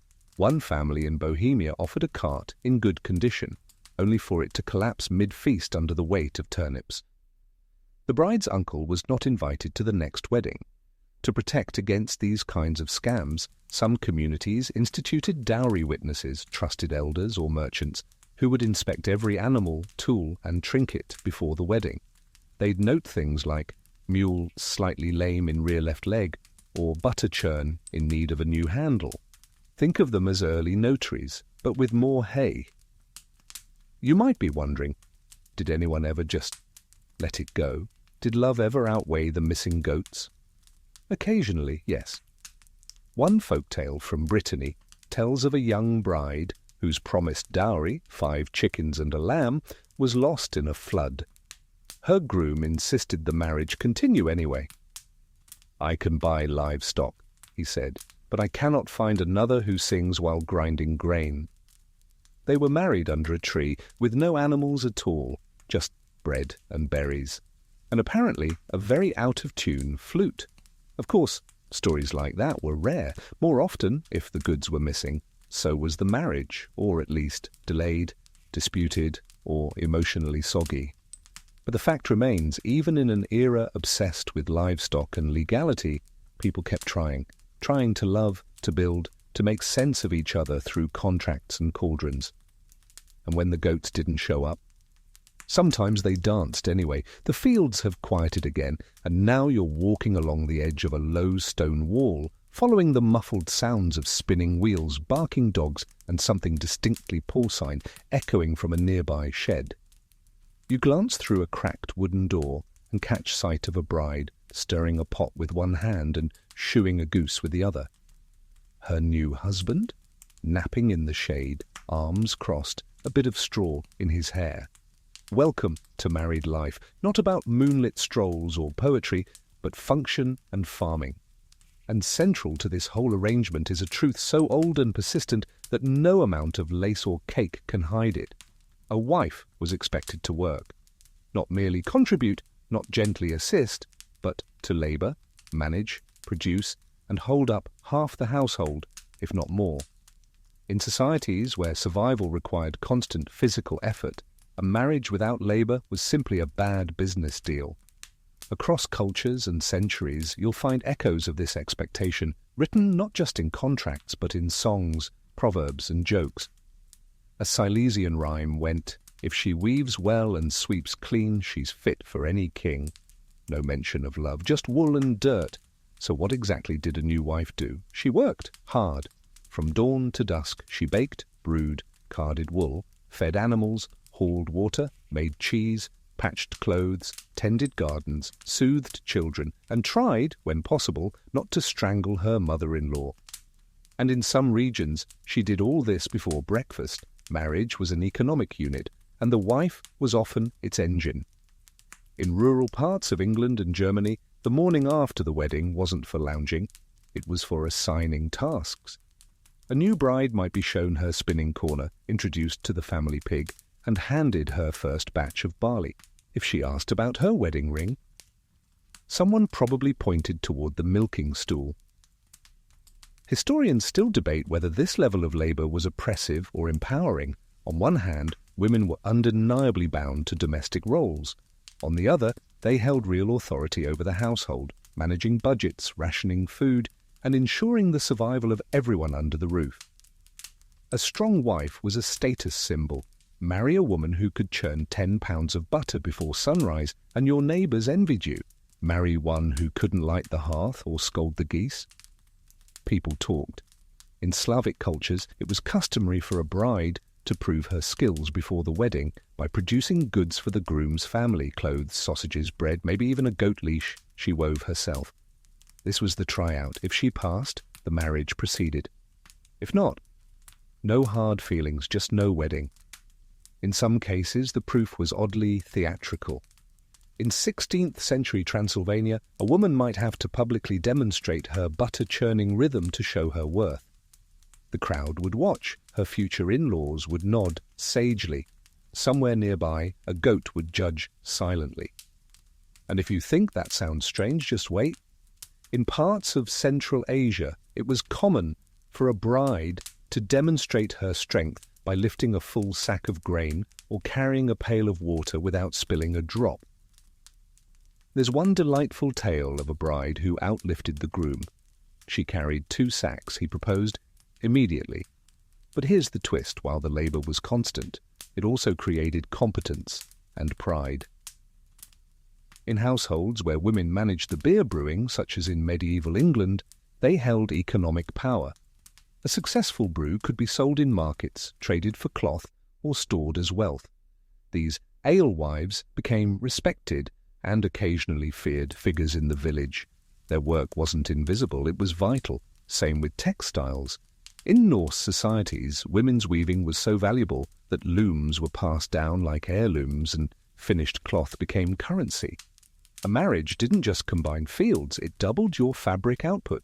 Even in places where women were legally second class, the home was their domain, and running it well brought a quiet kind of power.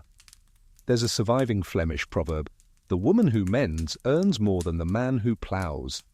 Probably said by a man with a hole in his trousers, but let's not sugarcoat it. For many women, especially those in lower classes, the labour was unrelenting and often invisible. They worked through pregnancy, through grief, through bad harvests and worse husbands. And sometimes they pushed back. Records from 14th century France describe peasant women refusing marriage proposals if the groom lacked a decent roof or clean water access. One woman wrote her rejection on a piece of bark: "Your goats stink, your bread is hard, I will not churn for you." She is, in this moment, the hero of our story. And even within marriages, women carved out slivers of autonomy, insisting on quiet corners for their work, choosing when and how to trade their goods, and teaching daughters to do the same. If a husband questioned her methods, she might quote her mother's mother: "My hands fed you. My mouth need not flatter you." You pass by another cottage now, low and smoky, and through the open window you hear the unmistakable rhythm of a spindle turning, steady and calm. Inside, the bride you saw yesterday is spinning wool while humming under her breath. She looks up once, smiles at her husband bringing in a basket of apples, and then returns to her thread. Not fireworks, not poetry, just a rhythm, a routine, a partnership. Because in the end, despite the impossible expectations, the lopsided labour, the undervalued skills, she made it work.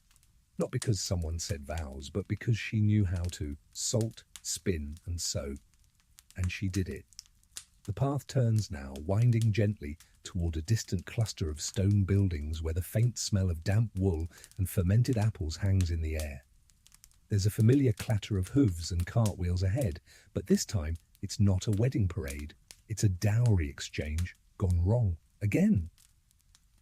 Because now that you understand just how labor-intensive, livestock-dependent, and logistically tangled historical marriages were, it's time to explore the delightfully awkward consequences when negotiations collapsed altogether. Yes, you're entering the world of marriage refusal, last-minute cancellations, and strategic non-weddings, some accidental, some very much on purpose. You see, in a culture where marriages were often arranged well in advance, sometimes from birth, sometimes just in time for harvest, backing out was a huge deal, not just emotionally, but economically. Imagine spending 3 months fattening up a pig to deliver as part of your daughter's dowry, only for the groom's family to call it off because your family's goose looked suspiciously thin, or returning borrowed cows in shame, or worse, explaining to your neighbours that the suitor never showed. This happened a lot, and when it did, it sparked small-town scandals so potent they could live on for generations. There's a Scottish ballad about a woman named Elspeth whose marriage fell through because her dowry goat kicked the priest. To this day, the phrase Elspeth's goat is still used in certain circles to refer to uncooperative situations, or perhaps uncooperative goats. In some villages, if a groom backed out after accepting part of a dowry, the bride's family could demand compensation, a sort of emotional refund, but paid in flour, tools, or the return of gifted animals.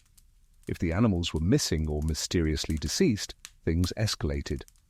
One French case from the 13th century involved a groom who accepted a cow and 2 geese, only to flee the village the night before the wedding. He claimed illness. The bride's family pursued him for 3 towns and dragged him to a local tribunal, where he was fined 1 barrel of wine, a cloak, and a public apology delivered atop a hay cart. The geese, it's noted, were never returned. Historians still debate whether these dramatic breakups were more common among the poor, who couldn't afford to absorb the economic fallout, or among the wealthy who had the means, but also the reputations, to protect. Either way, a broken engagement wasn't a private affair. It was a community event. Contracts had been drawn, animals exchanged, songs composed, cheese ordered. The cancellation affected everyone. In one rural English village, a cancelled wedding led to the formation of a forgiveness feast, where the jilted party's family was expected to host the community anyway, just with slightly fewer speeches and slightly more mead. It was meant to smooth things over and prevent gossip from turning into feud. Sometimes it worked, sometimes it did not. And of course, not every broken match was mutual. There were those who plotted to escape, brides who vanished in the night, aided by sympathetic aunts or, surprisingly, helpful bakers, grooms who accidentally overslept the ceremony and then claimed divine signs forbade the union. One record from Denmark tells of a groom who tripped into a muddy canal on the way to church and used the moment to declare, "The gods are warning me." The bride's family remained unconvinced. Soaked, but unconvinced.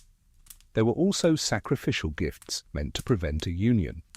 In parts of Eastern Europe, if a bride refused a match but couldn't convince her family, she might secretly gift part of her dowry, say a prized sheep or a ribboned goose, to the village priest, hoping he'd intervene. These acts were symbolic protests, and occasionally successful. A Bulgarian folktale tells of a girl who placed her wedding shoes on the family pig and set it loose during the rehearsal feast. "Let him marry the pig," she said. "It's got better ears." She was eventually allowed to choose another suitor. The pig became famous. And then there were the strategic non-marriages, arranged engagements that were never meant to be fulfilled, but rather used as political leverage. A noble might promise his daughter to a rival's son, only to delay indefinitely, waiting to see how the political winds blew. The animals were paraded, the feasts planned, the songwriters commissioned, and still no wedding. This pre-wedding limbo could last years, sometimes decades, and the poor engaged couple, they just waited, managed expectations, named their chickens, grew oldish.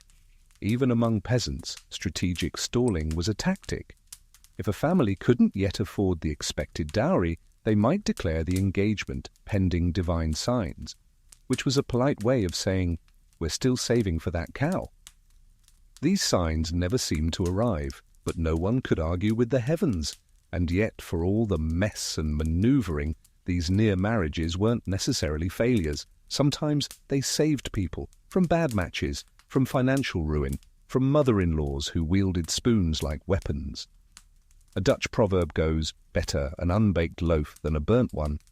In other words, backing out can be wise. You sit now on a grassy hill, watching smoke rise from distant chimneys, and you think about all the matches that never were, the cows that were returned, the rings never worn, the songs rewritten as lullabies instead of wedding hymns. These stories often faded from official record, but they lived in the pauses between village rumours, in the verses of folk songs, in the silence between two people who almost stood beside a priest, but didn't. And perhaps there's something beautiful in that, something true, because not every story ends with "I do." Some end with "I won't," or "not yet," or "only if the goat behaves." You head back toward the village square now, where the lanterns sway gently in the evening breeze, casting slow-moving shadows across the cobblestones. There's a hush over everything, as if the very air is tired from centuries of weddings and arguments about pigs. But just beyond the square, down a narrow alley where wood smoke and cardamom hang in the air, you'll find a place where words carried more weight than even the heftiest dowry goat, the scribe's house. Because before love letters were folded into lockers and texted from phones, they were hidden inside grain ledgers, inked between calculations for lentils and barley, tucked into spindles of thread or scratched into soft birch bark. They were risky, coded, and more often than not, entirely forbidden. Tonight we're cracking open the quiet world of secret courtships and love letters disguised as livestock orders. In societies where marriage was negotiated by parents, uncles, and livestock accountants, romance had to live in the margins, quite literally. Young people, especially those from wealthier families, might be promised in marriage long before they'd even met the person. So if they dared to feel something for someone else, someone from the wrong family, the wrong station, or worst of all, someone with no goats at all, they had to be creative. Letters were one option, but not like the love notes we think of today. These were coded messages, often disguised as inventory records, prayer book annotations, or laundry lists.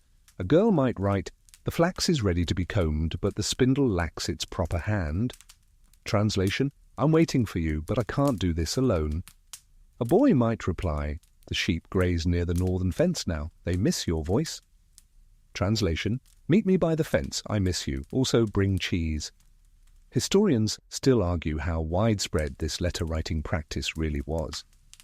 Surviving examples are rare, since most were destroyed or eaten by goats, which were oddly good at censoring history.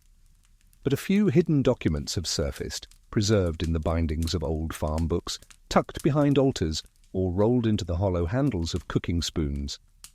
In one particularly moving example from 15th century Saxony, a girl named Marta wrote a letter that was found centuries later in the lining of a bridal glove. It read, "I am told I will wed a man who smells of vinegar and has lost 2 toes, but you once sang to me by the river. If I must marry, let it be your song I remember." We don't know if she ever escaped her vinegar-scented fate. But the glove was worn through, meaning she wore it often. And it wasn't just young people. Sometimes married couples, especially those in arranged, loveless unions, used secret letters to communicate things they couldn't say aloud. One merchant's wife in Prague reportedly slipped notes into the bread she baked for her husband. They were observations, complaints, confessions. "Today your mother told me I chop carrots too loudly."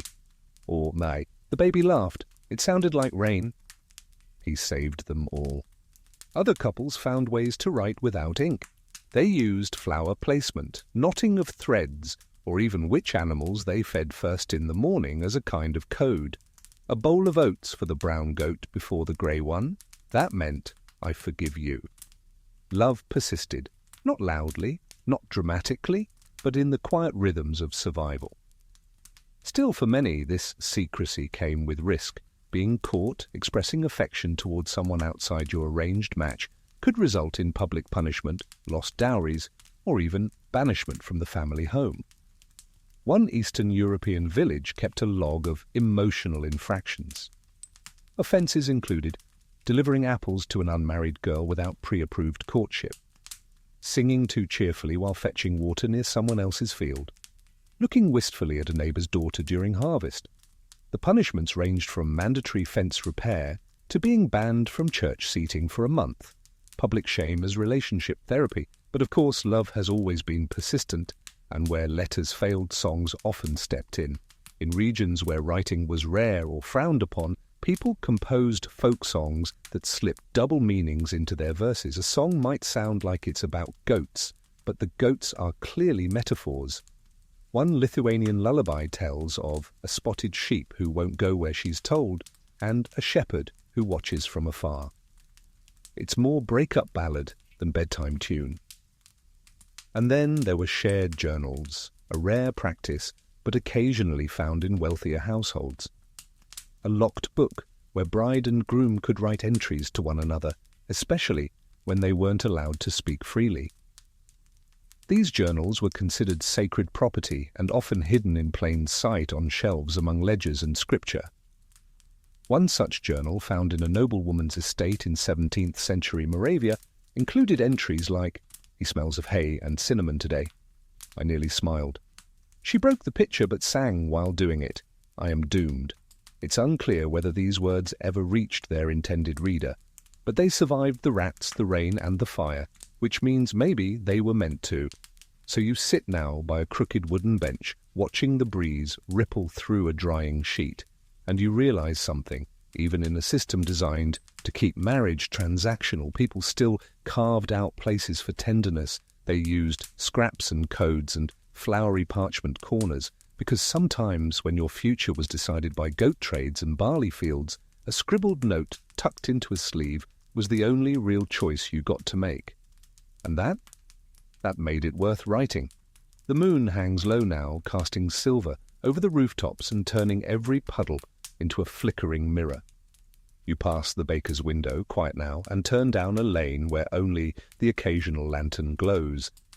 But there, behind a crooked gate, something odd is happening. Two elders are arguing, loudly, and in the centre of their shouting match stands a small, unimpressed cow. Welcome to the delightful disaster of the bride price refund policy. Yes, it existed. Because when a marriage failed, especially early on, it wasn't just emotions that needed sorting. It was livestock. In societies where the groom's family gave animals goods or land as part of the bride price, a breakup meant someone was going to ask, "Can we get the cow back?" And that question could set off weeks of drama, bargaining, and, occasionally, the return of very confused animals. The logic was simple. If a marriage was annulled, or if the bride ran away, or if there was no consummation, or if the marriage lasted exactly 7 days and ended with a pig escaping and someone crying in a granary, then the groom's family had, in their eyes, a right to retrieve their investment. But here's where things got tricky. Animals don't come with receipts. In medieval Welsh law, for instance, a bride price refund was only guaranteed if the marriage ended within the first month. After that, the animals were considered absorbed into the wife's household. But if things fell apart in week 2, the goats were fair game. This led to extremely precise record-keeping. One dowry ledger from 13th century Ireland includes the following clause: "If the union dissolves prior to the first full moon, the swine and geese shall return to their original barn, unshorn and unbuttered." Unbuttered? Your guess is as good as mine. There were even animal return rituals.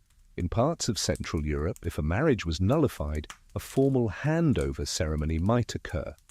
Picture two families meeting at the village square at dusk. The cow is walked between them. Each side has a representative. The contract is read aloud. The cow is officially released from marital obligations. Everyone pretends they aren't deeply embarrassed, and sometimes the cow wouldn't cooperate. One German folktale tells of a bride-price goat that refused to return to its original barn, running back to the bride's house repeatedly. After the third attempt, the families agreed to let the goat decide. It stayed with the bride. The groom wept. The goat got extra oats. Historians still argue whether these return policies empowered families or simply prolonged already awkward breakups, because in truth, the animals were never just livestock.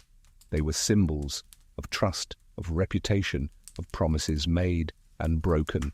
And when emotions ran high, animals suffered. There are accounts of dowry animals being sabotaged during returns. A pig fed spoiled grain so it looked sick. A cow brushed and oiled to appear more valuable than it was. A chicken painted, yes, painted, to resemble a more exotic breed. Medieval Photoshop. One legal record from Bohemia describes a groom trying to return a clearly different pig. The bride's father chased him through 3 fields, shouting, "That pig has a lazy eye, I know it from birth." The court sided with the father. The pig presumably retired from show business, but what if the bride's family had already used or eaten the animals? That's where substitute goods came in. If the original dowry cow was gone, the family might offer cheese, grain, or even tools of equivalent value. There's a case in Transylvania where a family returned the value of 2 goats in the form of a butter churn, 6 eggs, and a well-behaved cat. Whether the cat cooperated is not recorded, and sometimes the bride herself was considered the compensation. In parts of rural India and East Africa, if a marriage dissolved but the bride price couldn't be returned, a sister or cousin might be offered in her place. Economically efficient, morally murky. Then there were the families who refused entirely. A stubborn father in rural Norway once insisted that returning the bride price would insult his ancestors.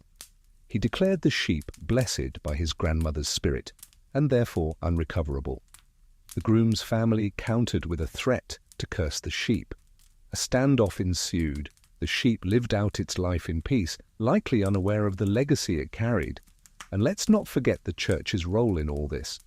Clergy often tried to discourage bride price refunds, seeing them as mercenary and too close to literal buying and selling of humans. Some priests refused to bless second marriages until the animals from the first were properly accounted for. Others demanded that all disputed livestock be donated to the church, a win-win for God and goats. But among the people the practice lingered, because in their world livestock was justice. It was tangible, countable, arguable. You couldn't measure heartbreak, but you could weigh a sheep. And amid all the absurdity, there was sometimes grace. One tale from northern France tells of a jilted bride whose father, though legally entitled to request a full return of the animals, declined. He told the groom's family, "Let the pig stay. Perhaps it will teach him loyalty." No one argued. The pig stayed. You pass now beneath a tree that's seen hundreds of such moments, its bark carved with initials, forgotten vows, and perhaps the occasional tally mark of missing geese. And you understand, for all the laws and ledgers, marriage wasn't just about who stayed together. It was about how people responded when things fell apart, with anger, with laughter, with one goose too few, and sometimes with the quiet dignity of letting the cow go and never mentioning it again. The night deepens now. The stars stretch like spilled flour across the sky, and you follow a quiet path away from the village, past haystacks and shuttered stalls, until you come to a strange scene lit by torchlight. A crowd, a wooden bench, and 2 elderly men in heated debate over the finer points of goat ownership. You've stumbled upon a divorce tribunal with livestock lawyers. Yes, you heard that right.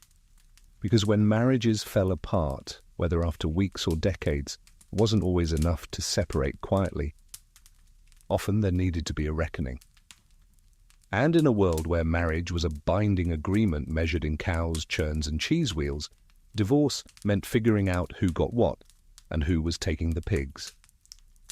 While formal divorce was rare, almost impossible under strict Catholic rule, separation courts or community tribunals existed in many rural areas. They weren't churches and they weren't official law courts, but they functioned like a bit of both, with a dash of barnyard chaos. These tribunals were usually staffed by elders, scribes, and in some cases, professional witnesses. People with reputations for remembering details, being sober during weddings, and knowing exactly how many goats were gifted in 1383.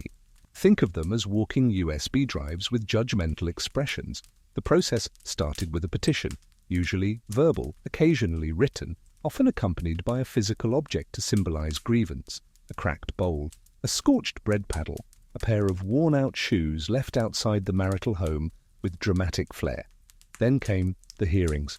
And oh, the hearings. There's a record from 16th century Saxony where a couple argued for 2 hours over a single butter churn. The husband insisted it was part of his aunt's original wedding gift. The wife said she'd churned every drop of his ungrateful milk with it and was keeping it.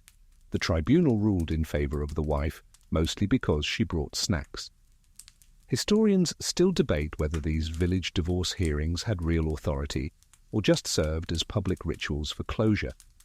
The answer seems to be both. They couldn't annul a marriage, but they could redistribute goods, assign blame, and, perhaps most importantly, prevent blood feuds.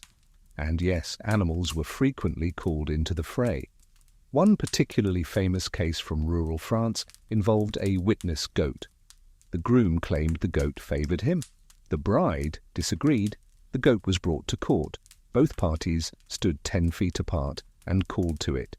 The goat walked to the bride. The crowd cheered. The groom got the hay fork and little else.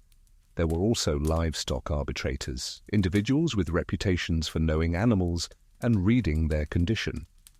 A man in Bavaria named Klaus the Nose was so trusted that he once determined the outcome of a divorce simply by sniffing 2 pigs and declaring one underloved. In England's Danelaw regions, where Norse customs lingered, women could divorce their husbands by declaring it aloud at the village gate, but only if they had witnesses and returned the bride price. If a woman recited the correct phrase 3 times and handed over the cows, or their value, the separation stood. She was free to remarry, hopefully to someone with fewer opinions about turnip placement. But what if the marriage didn't end in divorce, but abandonment?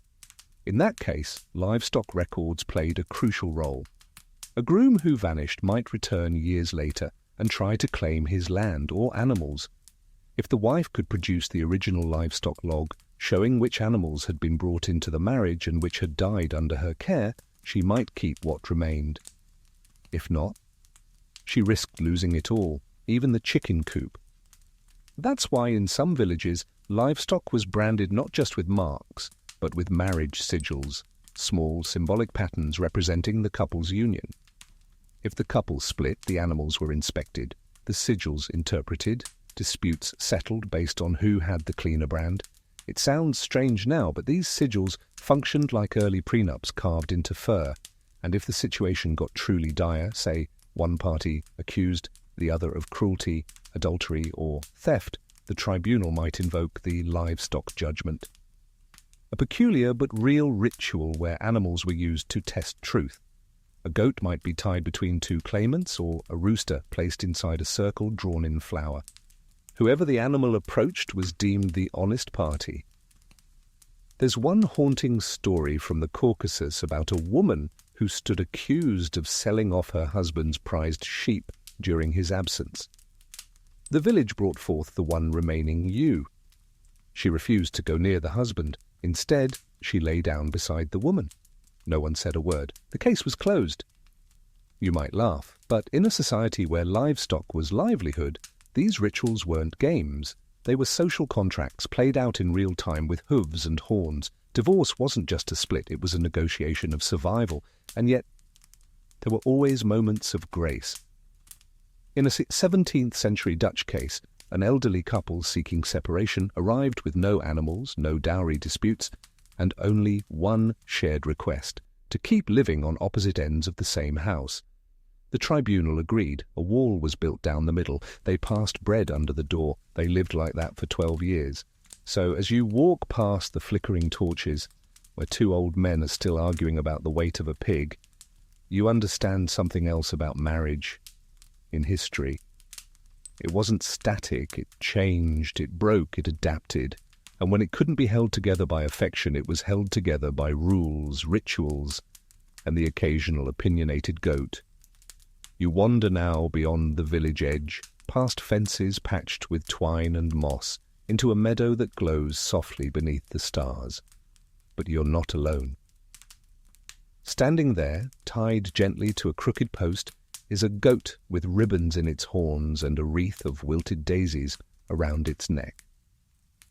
Strange? Not if you lived in a world where the groom was a goat.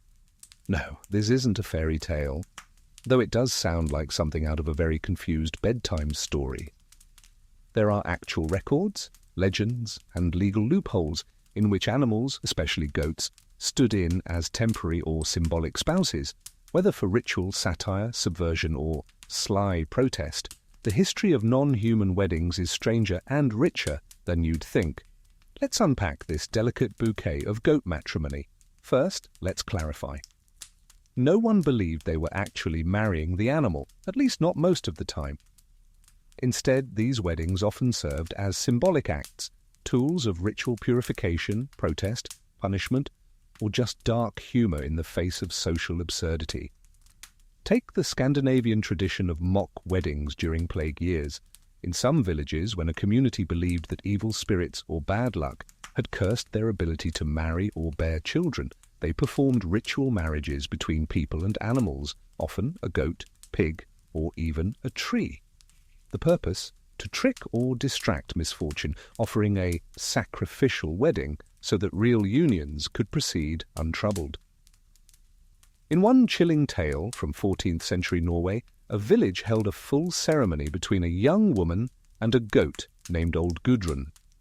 The goat was washed, perfumed with juniper ash, and dressed in a floral veil. The priest, with both reluctance and a nervous laugh, performed a binding rite.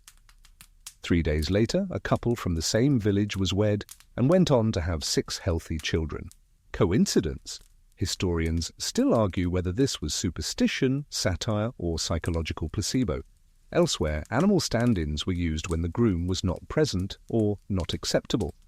In the 17th century Eastern Europe, if a marriage needed to proceed for legal reasons but the groom was away, say fighting in a distant war, families would sometimes perform the ceremony with a symbolic stand-in, a statue, a doll, or, yes, even an animal.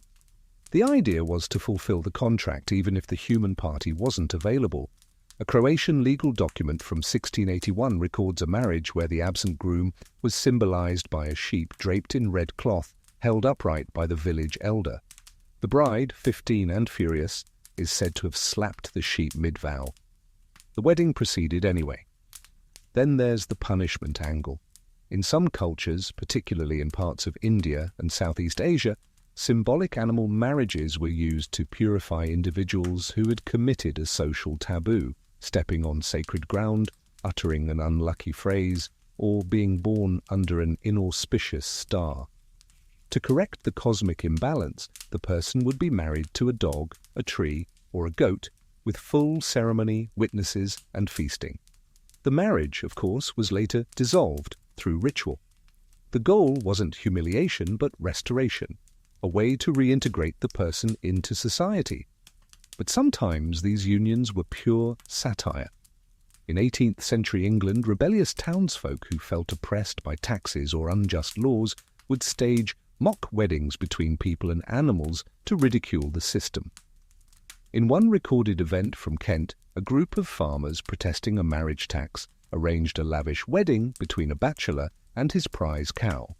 Guests arrived. A fake bishop blessed the union. The cow wore a bridal bonnet. The whole thing was documented and distributed as a pamphlet titled A Bull of a Match, a pun historians still chuckle over. And let's not forget folk tales. From Japan to Ethiopia, there are stories of girls forced to marry animals, frogs, goats, snakes, only to find that these creatures were enchanted princes trapped by curses. While clearly fictional, these stories reflect something deeper, a sense that marriage itself was sometimes so mysterious, so unpredictable, that it might as well involve a goat. There's one tale from Russia where a woman is promised in marriage to the ugliest beast in the forest. Her father, deeply in debt, arranges it. She meets a foul-tempered goat with gold-tipped horns. She weeps but marries him anyway. That night, the goat sheds its skin and becomes a gentle man. loyal, honest, and better than any of her suitors before. The moral? Looks deceive. And maybe don't judge your husband until after the first full moon. Modern scholars remain divided on these stories.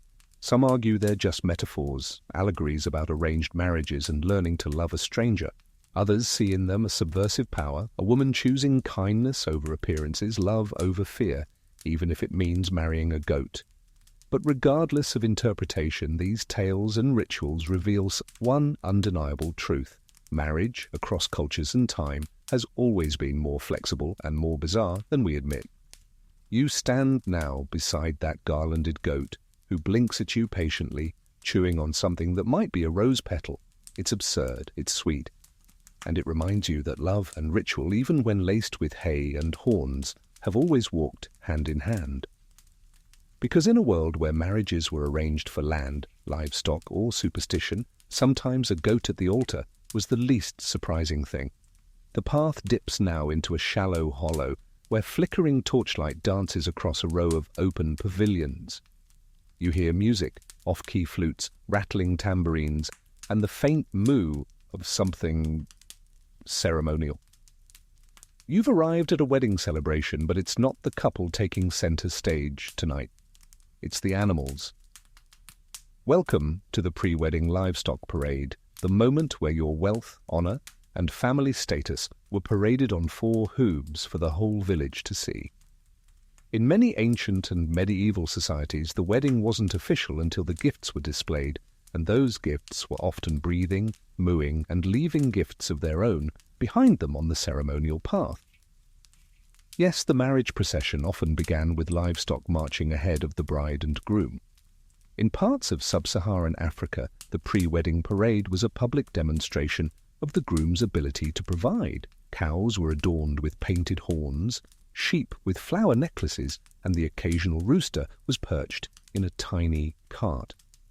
These weren't just animals, they were symbols of stability, fertility, and masculinity. The logic? If a man couldn't herd a cow or feed a goat, how could he possibly manage a household? In 14th century Ethiopia, a standard parade might include 12 goats, 3 donkeys, a pair of doves, and a cow with bells braided into its tail. Children danced behind the animals, singing verses that praised the bride's beauty and the groom's generosity, while the older women watched from windows and quietly judged the health of the livestock. This wasn't limited to Africa. In rural China, livestock were led through the town's square the night before the wedding, their hides polished, their hooves oiled. The richer the family, the longer the parade. In fact, some families borrowed animals just for the spectacle. It was like renting a luxury car today, except your luxury car had horns and an unfortunate smell. One folktale from the Song dynasty tells of a merchant's son who staged a wedding parade with 40 borrowed pigs.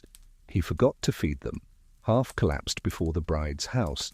The wedding still happened, but the gossip never ended. Historians still argue whether these parades were practical, transporting gifts, or purely performative. The truth? Probably both. When wealth was counted in hooves and beaks, you had to show it to prove it.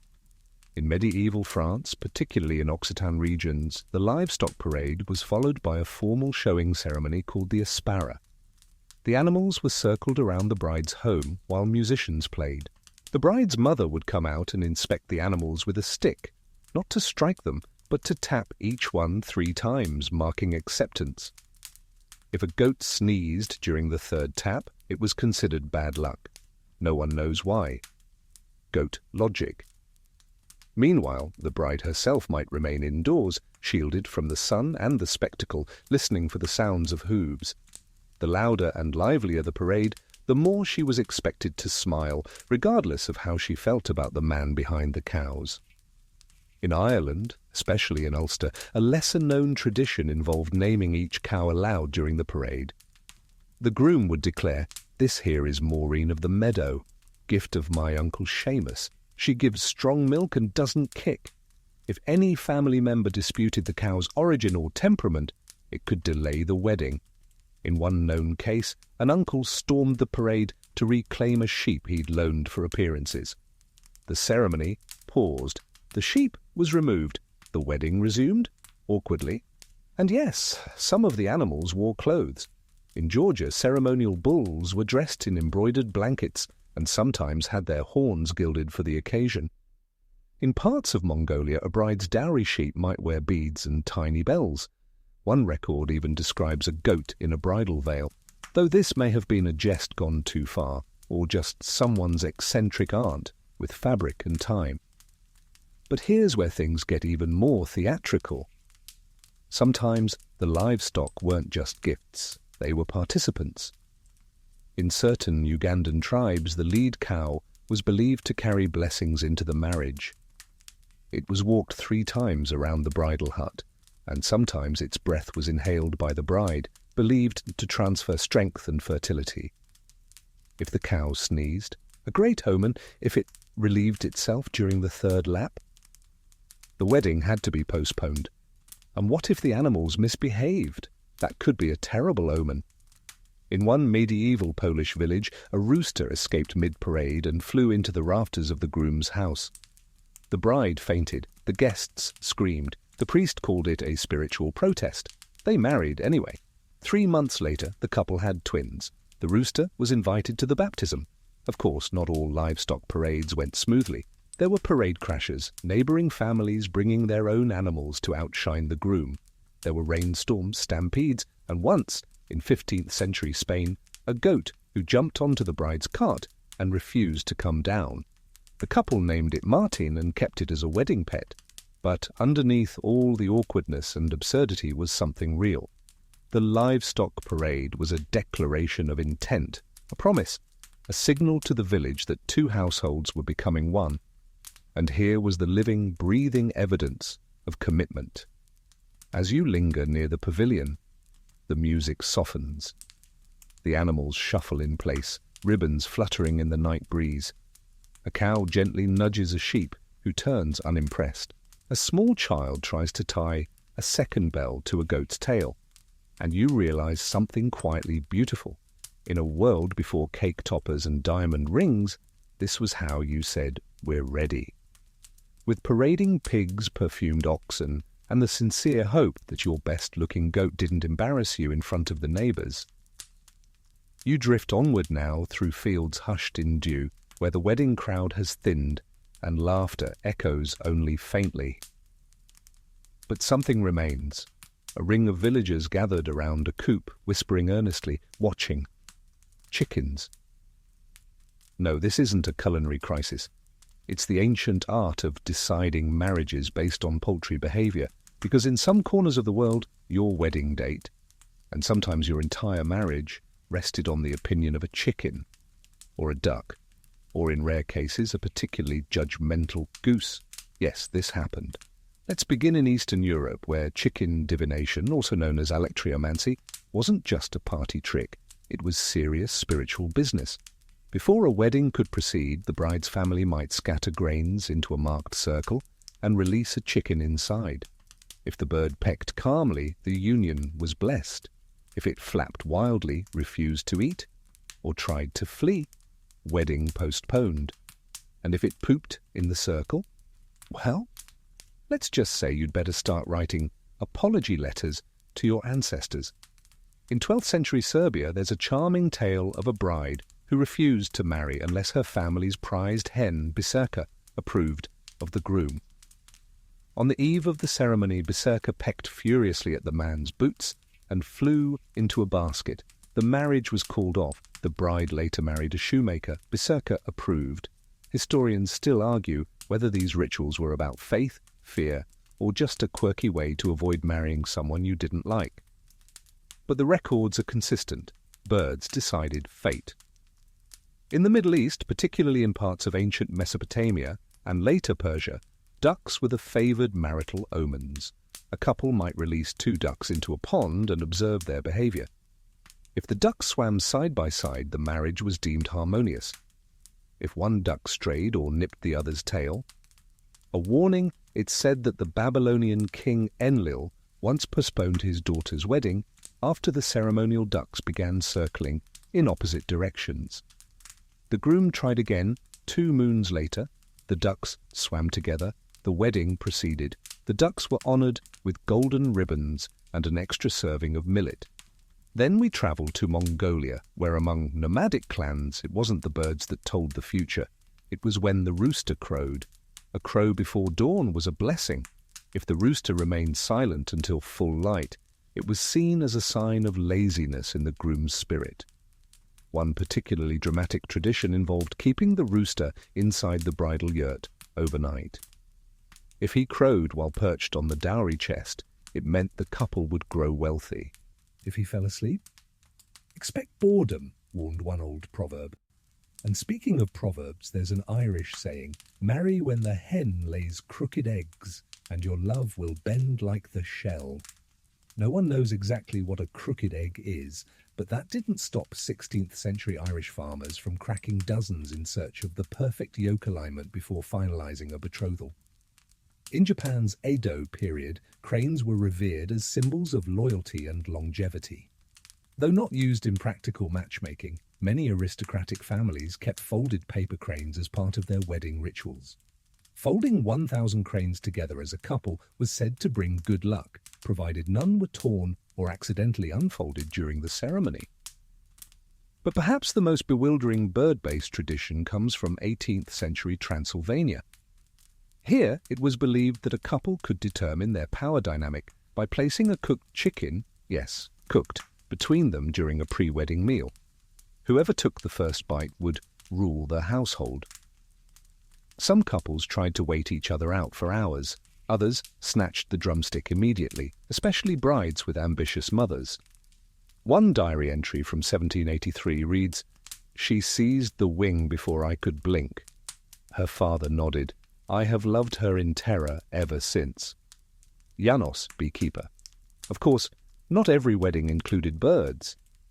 Some simply watched for bird omens. A hawk overhead might mean trouble, while doves in the rafters meant peace. In parts of Central Europe, it was considered a blessing if a swallow nested near the bride's window the week before the wedding. But why birds? Why not goats or cats or weather patterns? Because birds moved freely between sky and land. They were messengers between the spiritual and physical worlds. They responded to unseen cues, weather, tension, energy. And in a time before modern science or therapy or reliable matchmaking apps, people turned to birds for answers. They were intuitive, reactive, and very, very honest. As you lean against a fence post, watching that ring of villagers squint at a clucking hen, you can't help but smile. It's funny, yes, but it's also tender, because behind every silly superstition is a simple shared hope. Please let this work. Please let this be the right one. Please, chicken, don't run away screaming. In a world full of arranged unions and economic alliances, a single bird's behavior might be the only glimpse of chance, personality, or fate. And sometimes that was enough. You continue past the hen circle, the laughter fading behind you, replaced now by the hush of twilight breezes and the low hum of village chatter. But just ahead, chaos, voices raised, a group of men darting across a footbridge, cloaks flapping, feet thudding, someone's shouting, something has been stolen? No, not something. Someone, the bride, because in this odd little pocket of human history, bride theft wasn't a crime, it was a strategy. It sounds scandalous, and yes, it often was, but the truth is more layered. In cultures across Eurasia, Africa, and even parts of the Americas, bride kidnapping was once a recognized marital path, however wild that may sound, from your comfortable 21st century sofa. Let's start in Central Asia. Among Mongol and Kazakh nomads, there existed a long tradition known as alakachu, meaning grab and run. In theory, it was romantic. A man unable to afford a bride price would kidnap his beloved, often with her consent, and whisk her away to his family's yurt. Once there, elders would rush to legitimize the union before the bride's family could respond. But don't clutch your pearls just yet. This wasn't always sinister. In many cases, the bride coordinated the whole thing, using the staged abduction to escape an unwanted arranged marriage. It was a way to shift agency back into her hands by pretending to lose it. Historians still argue whether alakachu was primarily romantic rebellion or patriarchal power play. Some cases involved genuine coercion. Others were clearly the equivalent of eloping with flair. In a 17th century journal from Kyrgyzstan, one young woman is quoted as saying, "I wanted my father to think he lost me to fate, but really, I chose him 3 moons ago." In sub-Saharan Africa, a similar practice occurred among the Kalenjin and Luo peoples. Known as mock abductions, they followed a ceremonial pattern. The bride would be taken by the groom's kin amid wailing and mock-chasing by her relatives. Then, once safe at his homestead, her family would arrive in dramatic protest, only to be served drinks and food in a pre-arranged feast. It was part theatre, part tradition. A cultural loophole that allowed communities to honour old customs while also giving space to individual desires. In parts of Eastern Europe, particularly Romania and Moldova, bride kidnapping turned into a wedding day prank. To this day, it's not uncommon for the groom's friends to kidnap the bride during the reception and demand a ransom, usually a funny dance, a poem, or a tray of drinks.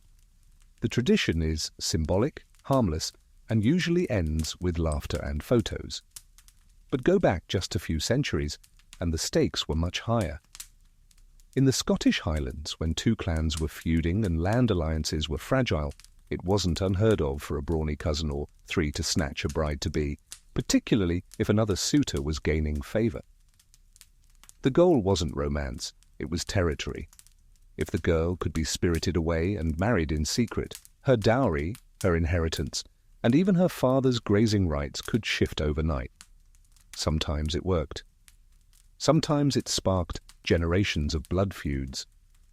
A famous ballad from 15th century Scotland recounts a moon ride across moors and marshes, where 3 MacLeods abducted a MacDonald daughter just days before her formal betrothal. The final stanza ends with, "They wed 'neath stars, not crown nor cross, and thus began the pasture loss." And then there's the Ottoman Empire.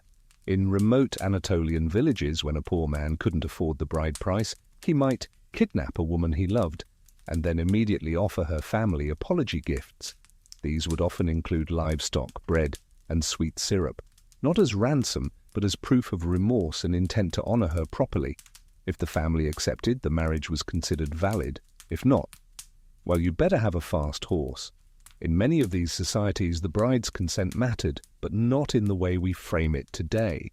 It was more of a quiet signal, a dropped scarf, a half-smile, a word to a sympathetic aunt. It wasn't legally binding, but it carried weight, and often the kidnapping was her only escape route from a marriage she didn't choose. Of course, not all stories end well. There are accounts, grim, whispered, of true abductions, forced unions, and lives bound in silence. Over time, many governments outlawed the practice outright. In Kazakhstan, it was officially banned in the 20th century. In Ethiopia, bride kidnapping was criminalized after too many cases turned tragic. But even in modern times, echoes linger. You might find a tourist video from Kyrgyzstan showing a staged bride snatching at a wedding festival, complete with music, laughter, and a bride happily playing along. The symbolism remains, reshaped into performance, tradition stripped of danger. Why did bride theft exist at all? Because love, status, money, and control rarely coexisted peacefully in the history of marriage. When families arranged unions like business deals, when dowries priced out the poor, and when courtship was a luxury, people found back doors. Some ran, some faked abductions, some chose chaos over compromise, and some just really liked horses and moonlight. As you watch the commotion on the bridge fade into cheers and celebration, it's clear this wasn't just theft, it was theatre. And in a world of rules and rituals, a little staged rebellion might be the truest love story of all. You follow a quieter path now, away from galloping hooves and stolen brides, toward a clearing bathed in silver moonlight. The air is cool, sweet with the scent of hay and early apples. A strange calm hangs here, and in the centre of this hush you find them, an elder hunched over a parchment, a young couple sitting nervously across the table, and beside them, not a priest or scribe, but a cow. You blink, because tonight's marital fate lies not in human hands, but in the alignment of stars and the stomach of a calf. Welcome to the curious world of astrology and bovine divination in matchmaking. Yes, once upon a time, people didn't just consult stars to guide ships or plant crops. They used them to pair hearts and herds. In ancient India, for example, matchmaking by Kundali charts, astrological birth maps, has been practiced for centuries. Even today, many families won't proceed with a wedding unless the horoscopes of the bride and groom are deemed compatible. But in the past, it was non-negotiable. Marry outside a favorable alignment, misfortune, famine, or childlessness might follow. So said the heavens and conveniently the in-laws. But India was far from alone in this. Across Babylon, Persia, China, and Greece, celestial matchmaking was a respected science. Lunar phases, planetary retrogrades, and zodiac compatibility weren't just cocktail party curiosities. They could determine the wedding date, the gift exchange, and even the name of your firstborn. One Mesopotamian tablet from around 1800 BCE offers marital advice based on the phases of Venus. It warns, to wed when Venus hides behind the sun is to invite a jealous wife and slow goats, which might be a metaphor, or just really bad luck for your livestock. But the stars weren't always enough. Sometimes you needed a cow's opinion. In some agrarian cultures, notably in parts of rural Eastern Europe and Central Asia, people believed that cattle could sense spiritual harmony. So prior to a wedding, a sacred cow or calf might be brought to the home of the bride or groom. A simple ritual followed. The animal was fed special grains soaked in herbs. The couple stood together in silence. If the cow ate peacefully, marriage was favored. If the cow refused to eat, or worse, gagged, sneezed, or lay down, the elders might reconsider the whole affair. In certain Kazakh villages, it was believed that a cow who licked the bride's palm during the ritual was granting approval. But if it turned its head away? Oof, better postpone and check Mercury's alignment while you're at it. Historians still debate whether these bovine blessings were rooted in shamanic traditions or simply gave families an excuse to delay a wedding they weren't too thrilled about. One theory suggests that the ritual gave emotional cover. Oh no, dear, it's not that we dislike your fiancé, it's just that Marzak the cow wouldn't chew the barley. In China's Tang dynasty, celestial matchmaking reached bureaucratic levels.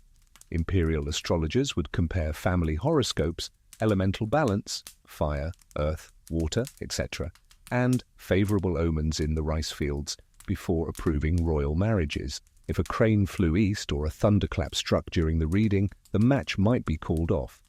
Meanwhile, among the Yoruba in West Africa, elders read cowrie shells and consulted diviners before any marriage. The messages were poetic, cryptic, and strangely specific. One record translates, "The stone smiles upon you, but beware of yam season arguments," which frankly sounds like solid life advice, whether you're getting married or not. And then there were the dream watchers. In medieval Scandinavia, brides were encouraged to sleep with herbs beneath their pillow, dill, lavender, fennel, and then report their dreams to the village wise woman. The dream would be interpreted for omens. If you dreamt of fire, it meant passion. If you dreamt of snow, it meant peace. If you dreamt of a cow giving birth on a ship, don't ask, just reschedule. It wasn't all woo-woo and whimsy, though. There was a real psychological comfort in externalizing the burden of choice. After all, if the marriage failed, you could always blame Saturn, the barley, or that moody cow. Even today, echoes remain. Wedding planners across Asia and parts of the Middle East still consult auspicious dates based on lunar calendars. In some communities, cows are still led around homes to bless fertility.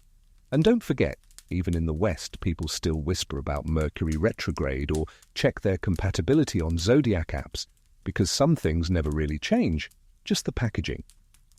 As the parchment is rolled up and the calf gently nudged back into the barn, you realize something tender behind the absurdity.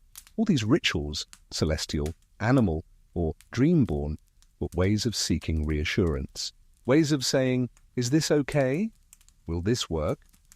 Can the universe, just this once, give us a sign? Because when love was rare and marriage was permanent, people turned to the skies and the soil, the beasts and the stars, hoping to feel a nudge from something wiser than themselves. And sometimes the answer came as a gentle lick on the hand. The road begins to slope downward now, winding lazily through orchards heavy with fruit, the air thick with the scent of overripe plums and quiet expectations. There's a small cluster of cottages ahead, just a flicker of firelight and shadow, and outside one of them a crowd waits in breathless anticipation.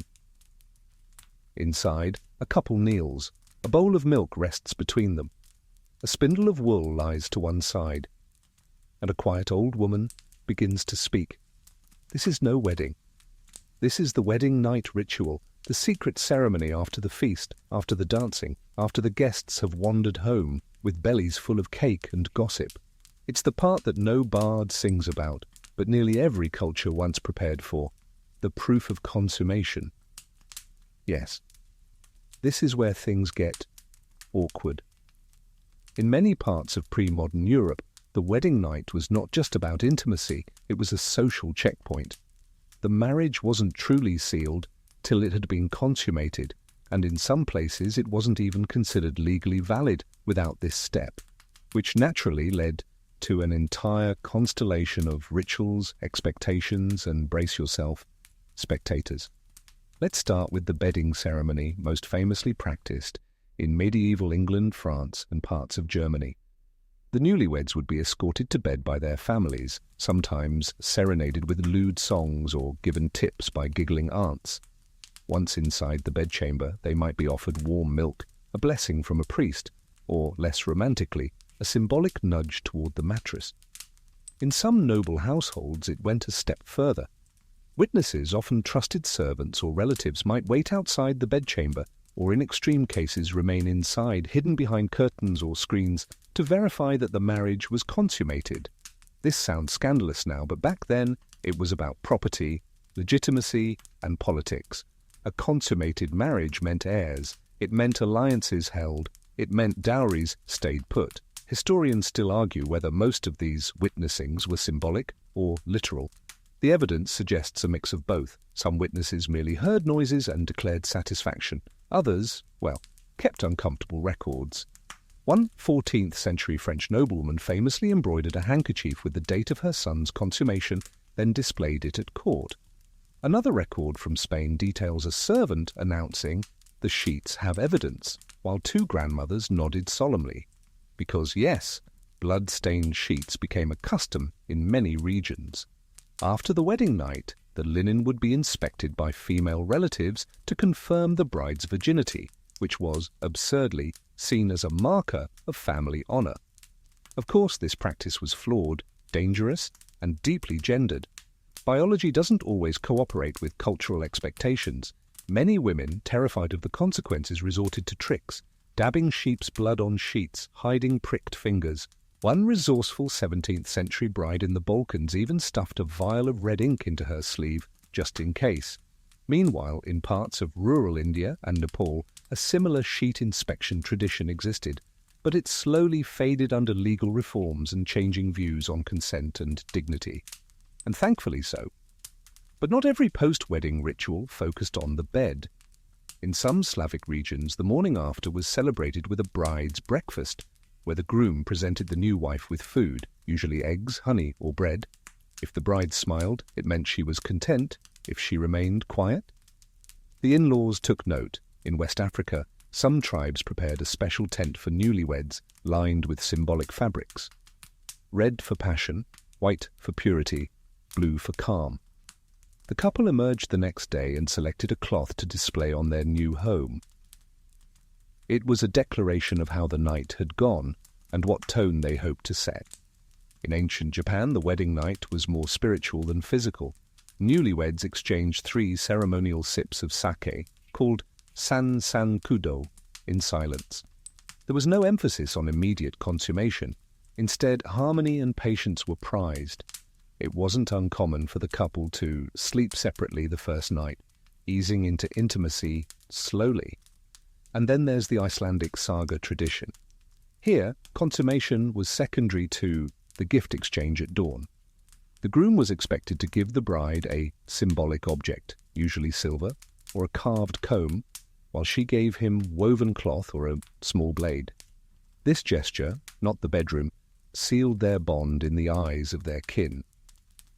Still, in many parts of the world, the wedding night remained a loaded performance, burdened by myth and scrutiny, and if anything went wrong, awkwardness, shyness, fear, the blame nearly always fell on the bride. So you can imagine the pressure. You can feel the tension in that small cottage tonight. The quiet rustle of linen, the low voice of the elder, the young couple avoiding eye contact as they sip the blessed milk. And maybe, just maybe, you feel a pang of empathy for all the newlyweds across history who were expected to prove something so private, so sacred to so many watching eyes. Thankfully, times change. In much of the modern world, the wedding night is now yours and yours alone.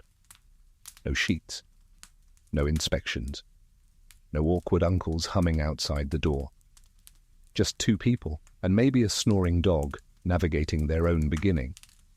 But those echoes remain, in old books, in family stories, in antique sheets folded in cedar chests. And in the quiet hush of history, they remind us that even love, when burdened with expectation, can feel more like ceremony than celebration. The evening deepens into night as you leave the linen-laden cottage behind, its flickering candlelight disappearing like a memory. Now the fields lie open under the stars, and just ahead, another gathering glows with torches and song, a wedding feast still in full swing. But this one isn't quite like the others. No lavish procession of jewels or flowered headbands, no anxious glances at celestial calendars. This union, it seems, is happening not out of joy, but out of necessity. You move closer, and the scene unfolds, two families locked in quiet negotiation.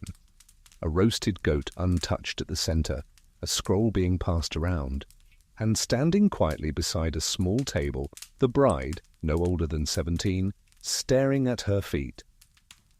Because this is a marriage brokered by conflict, not by love. Throughout history, war and peace often walked hand in hand with marriage. And as strange as it sounds, some of the most celebrated unions came not from passion, but from treaties. Take the ancient world, where marriages between rival powers were political tools, their terms as intricate as any ceasefire. In the 13th century BCE, Egypt's pharaoh Ramses II married a Hittite princess to solidify the world's first known peace treaty. The document survives, inscribed in cuneiform on clay tablets and carved into Egyptian temples.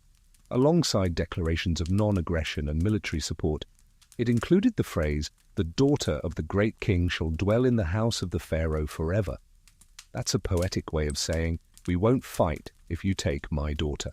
Later, in medieval Europe, this practice continued. Royal houses traded brides like chess pieces. France and Spain, Scotland and England, Austria and Bohemia, all sealed pacts with veils and vows. But these weren't fairy tale weddings. The brides were often teenagers, sent far from home, renamed and reclothed in foreign silks. They might not speak the language of their new husbands. One 15th-century Aragonese princess reportedly kept a parrot as her closest companion for the first 2 years of marriage because it was the only creature in the castle that spoke her native tongue. Historians still argue whether these marriages prevented more bloodshed than they caused. For every successful alliance, there was an equal tale of betrayal. Take Margaret Tudor, sister of England's Henry VIII, who married James IV of Scotland to end war. Spoiler alert, it didn't. James invaded England anyway and died in battle. But the idea endured. Across Africa, Asia, and the Americas, tribes, kingdoms, and clans used marriage as diplomacy. A well-placed daughter could calm border tensions. A shared grandchild could ease suspicion. Even when dowries included sheep, silver, or a stretch of riverbank, the true currency was peace. In some indigenous American nations, such as the Powhatan Confederacy, marriages were used to foster mutual respect. Pocahontas's union with John Rolfe, though complex and controversial, was viewed by some leaders as a bridge between cultures, if not hearts. Meanwhile, in feudal Japan, samurai families brokered arranged marriages to consolidate power and prevent skirmishes. A bride might be gifted not only with silk and kimonos, but with strategic maps and land deeds. If the marriage failed, the alliance crumbled, sometimes literally. But not all war-born marriages were bitter. In Icelandic sagas, there's a tale of two rival chieftains who arranged a marriage between their children after a particularly brutal feud. The catch? The groom had to tend sheep for the bride's family for 2 winters first. He did so without complaint, even mending the broken fences he had once burned. The saga ends with the phrase, "and thus the fire became fodder." Other cultures went even further, embedding marriage into the fabric of reconciliation rituals. In certain West African communities, after tribal disputes, 2 families might exchange brides as a symbolic offering. But these brides weren't sacrificed. They were celebrated, welcomed with singing and gifts. Their children would carry both bloodlines, binding the clans together with future. In Mongolia, a family that lost a son in war might request a bride from the victorious side, not out of punishment, but as a way to inherit strength and share honor. The bride, in turn, could elevate her family's position and ensure no further blood was spilled. Still beneath these ceremonies lay grief, hope, and often quiet resignation. Because these unions weren't built on stolen glances or whispered confessions, they were born of treaties, grudges, and the exhausting cycle of human conflict. And yet, somehow, some of them worked. Some grew into mutual respect. Some produced strong alliances. Some, even against all odds, blossomed into love. And for every king who bartered his daughter like coin, there was a bride who found ways to assert herself within the silken cage. A clever queen, a quiet peacemaker, a woman who used her position not as a pawn, but as a player. As the feast resumes behind you and laughter tentatively returns to the firelit clearing, you think of those weddings brokered by bloodshed, of the girls who crossed borders not for love, but for peace, of the sons born not to fight, but to bridge. And in the quiet of that thought you understand.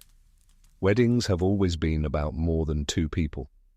Sometimes they've been about stopping a war before it starts. Now the road winds toward the coast, the salty wind brushing your cheek like an old memory. You hear waves lapping against worn stone, and somewhere faint music drifts from a tavern, a violin playing a tune that's older than reason. You've wandered through fields of dowries and rituals, ceremonies and awkward bedchambers. But here, under the moon, we meet the marriages that never happened. The forbidden ones, the tragic ones, the ones love tried to build, but the world tore down. Because for every wedding stitched together with cattle and coins, there were 2 hearts denied each other for all the wrong reasons. Tonight, we walk among the never-weds. Start in medieval France, where sumptuary laws not only regulated fabric and food, but also dictated who you could marry. A butcher's son might be fined for courting a noble's daughter, regardless of mutual affection. Why? Because love didn't outrank linen. In Venice, 15th century, a young glassblower named Luca fell in love with a merchant's daughter. But glassblowers were forbidden to leave the island of Murano, let alone marry into merchant families. He tried to elope. He was arrested. She was sent to a convent. And to this day, Venetians whisper about the wedding that melted in the kiln. In parts of feudal China, matchmakers kept strict ledgers of acceptable unions, sorted by class, zodiac compatibility, and family reputation. Love letters between classes were considered scandalous. One woman wrote 117 poems to a fisherman she adored. He responded in songs carved into driftwood. Neither ever married. Historians still argue whether these matchmaking systems preserved social order or simply ensured heartbreak.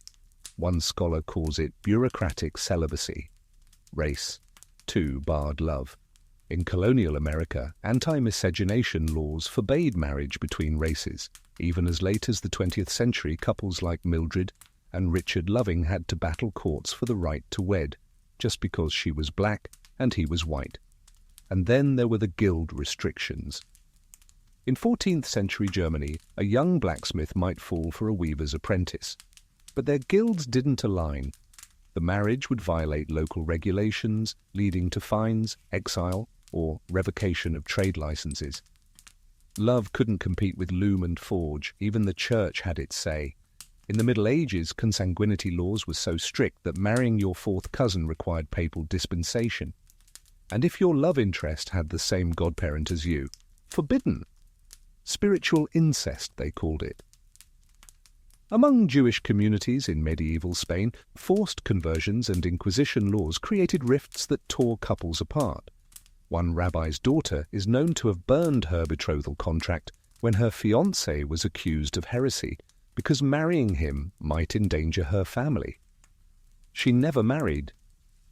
In parts of Africa, twin births were viewed with suspicion. If a girl was born a twin, her marriage options shrank drastically. In one Igbo folktale, a twin girl raised in secret eloped with a warrior. They lived alone in the forest for years, their love forbidden but free. Among the Maori of Aotearoa, marriage customs were deeply sacred. Wakapapa, genealogy, was everything. If two people loved each other but their lineages clashed or repeated, their union was taboo. Some tried to defy it. Others, resigned, became what the elders called singers of hollow songs. And let's not forget the clergy and monks bound to celibacy. Countless love stories flicker in monastic margins, scribbled between lines of Latin, drawn as shy flowers in the corners of illuminated manuscripts. One nun in 13th century France copied love poems in secret, each written in the shape of a rose. She signed none of them, but her ink still speaks, even in the Viking world, where love had more leeway. One woman's marriage was denied because she had dreamed of wolves 3 nights in a row, considered an omen of dishonor. Her fiancé went to sea and never returned. She became a skald, singing laments until old age. For every story of cattle exchanged and alliances forged, there's another of passion denied, letters burned, and tears spilled in candlelit silence. But still, they mattered. These never-married hearts shaped songs, changed laws, and carved protest into the very grain of history. They remind us that marriage was never just a contract. It was a battlefield, a hope, a rebellion. You pause near a weathered chapel now where no bells ring. Inside, the air smells of old pews and lavender.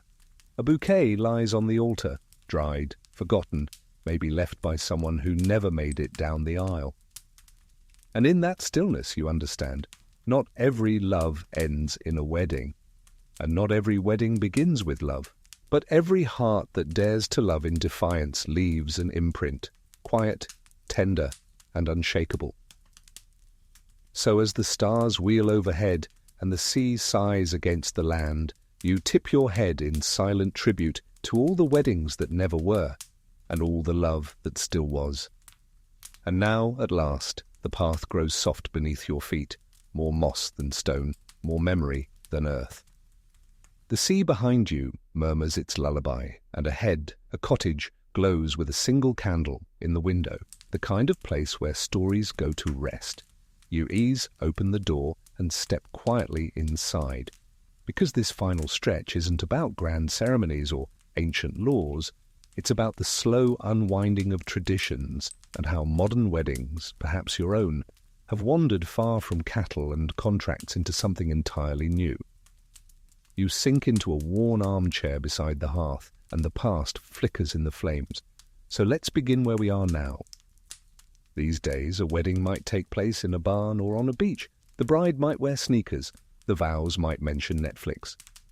And nobody, thankfully, is waiting outside with a soiled bedsheet or a dowry of goats. But echoes remain. That white dress? It's only been popular since Queen Victoria's 1840 wedding, when she bucked the trend of colourful gowns and wore white silk. Before that, brides simply wore their nicest dress, regardless of colour. Sometimes black, sometimes red. One medieval Scottish bride reportedly wore blue and gold armour because she felt invincible. The ring on your finger? That's Roman. They believed a vein ran directly from the left ring finger to the heart, vena amoris, the vein of love. Modern medicine says otherwise, but it's a nice thought. And besides, tradition doesn't need a pulse to survive. Just belief.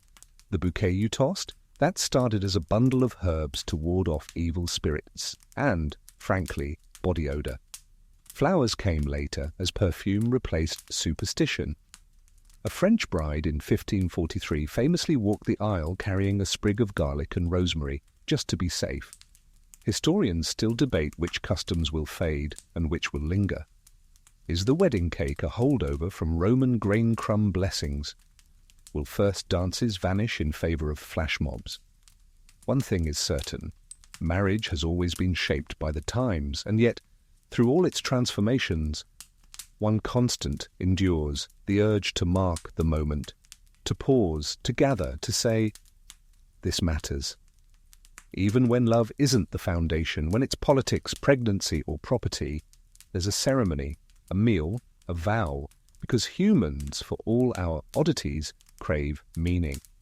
We want to believe that unions deserve witnesses, that beginnings deserve music. In recent decades, many cultures have re-examined old traditions. Dowries are being challenged. Consummation clauses have been struck from law. Child marriage is, in many places, finally being outlawed. And slowly, the right to marry is expanding across races, genders, classes, and faiths. It's not perfect, not yet, but better. And in place of cattle and contracts, more and more couples are marrying for something strange and unpredictable. Love. It's almost radical, isn't it? Two people choosing each other not because of a calendar or a cow's opinion or a noble's demand, but because they like each other, because they laugh together, because their Spotify Wrapped overlaps by 83%. Some might say it's a fragile foundation, that love fades, that passion cools.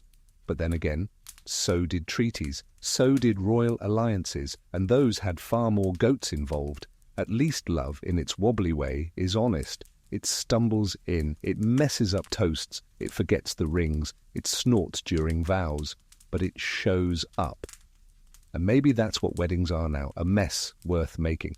So you sit in this quiet room, the candle flickering lower, and you think of all the unions that came before you, the hand-fastings in misty glens, the sand-blessed oaths in desert winds, the inked fingers of lovers signing their names under moons that never cared. And you know that tomorrow someone else will say, I do.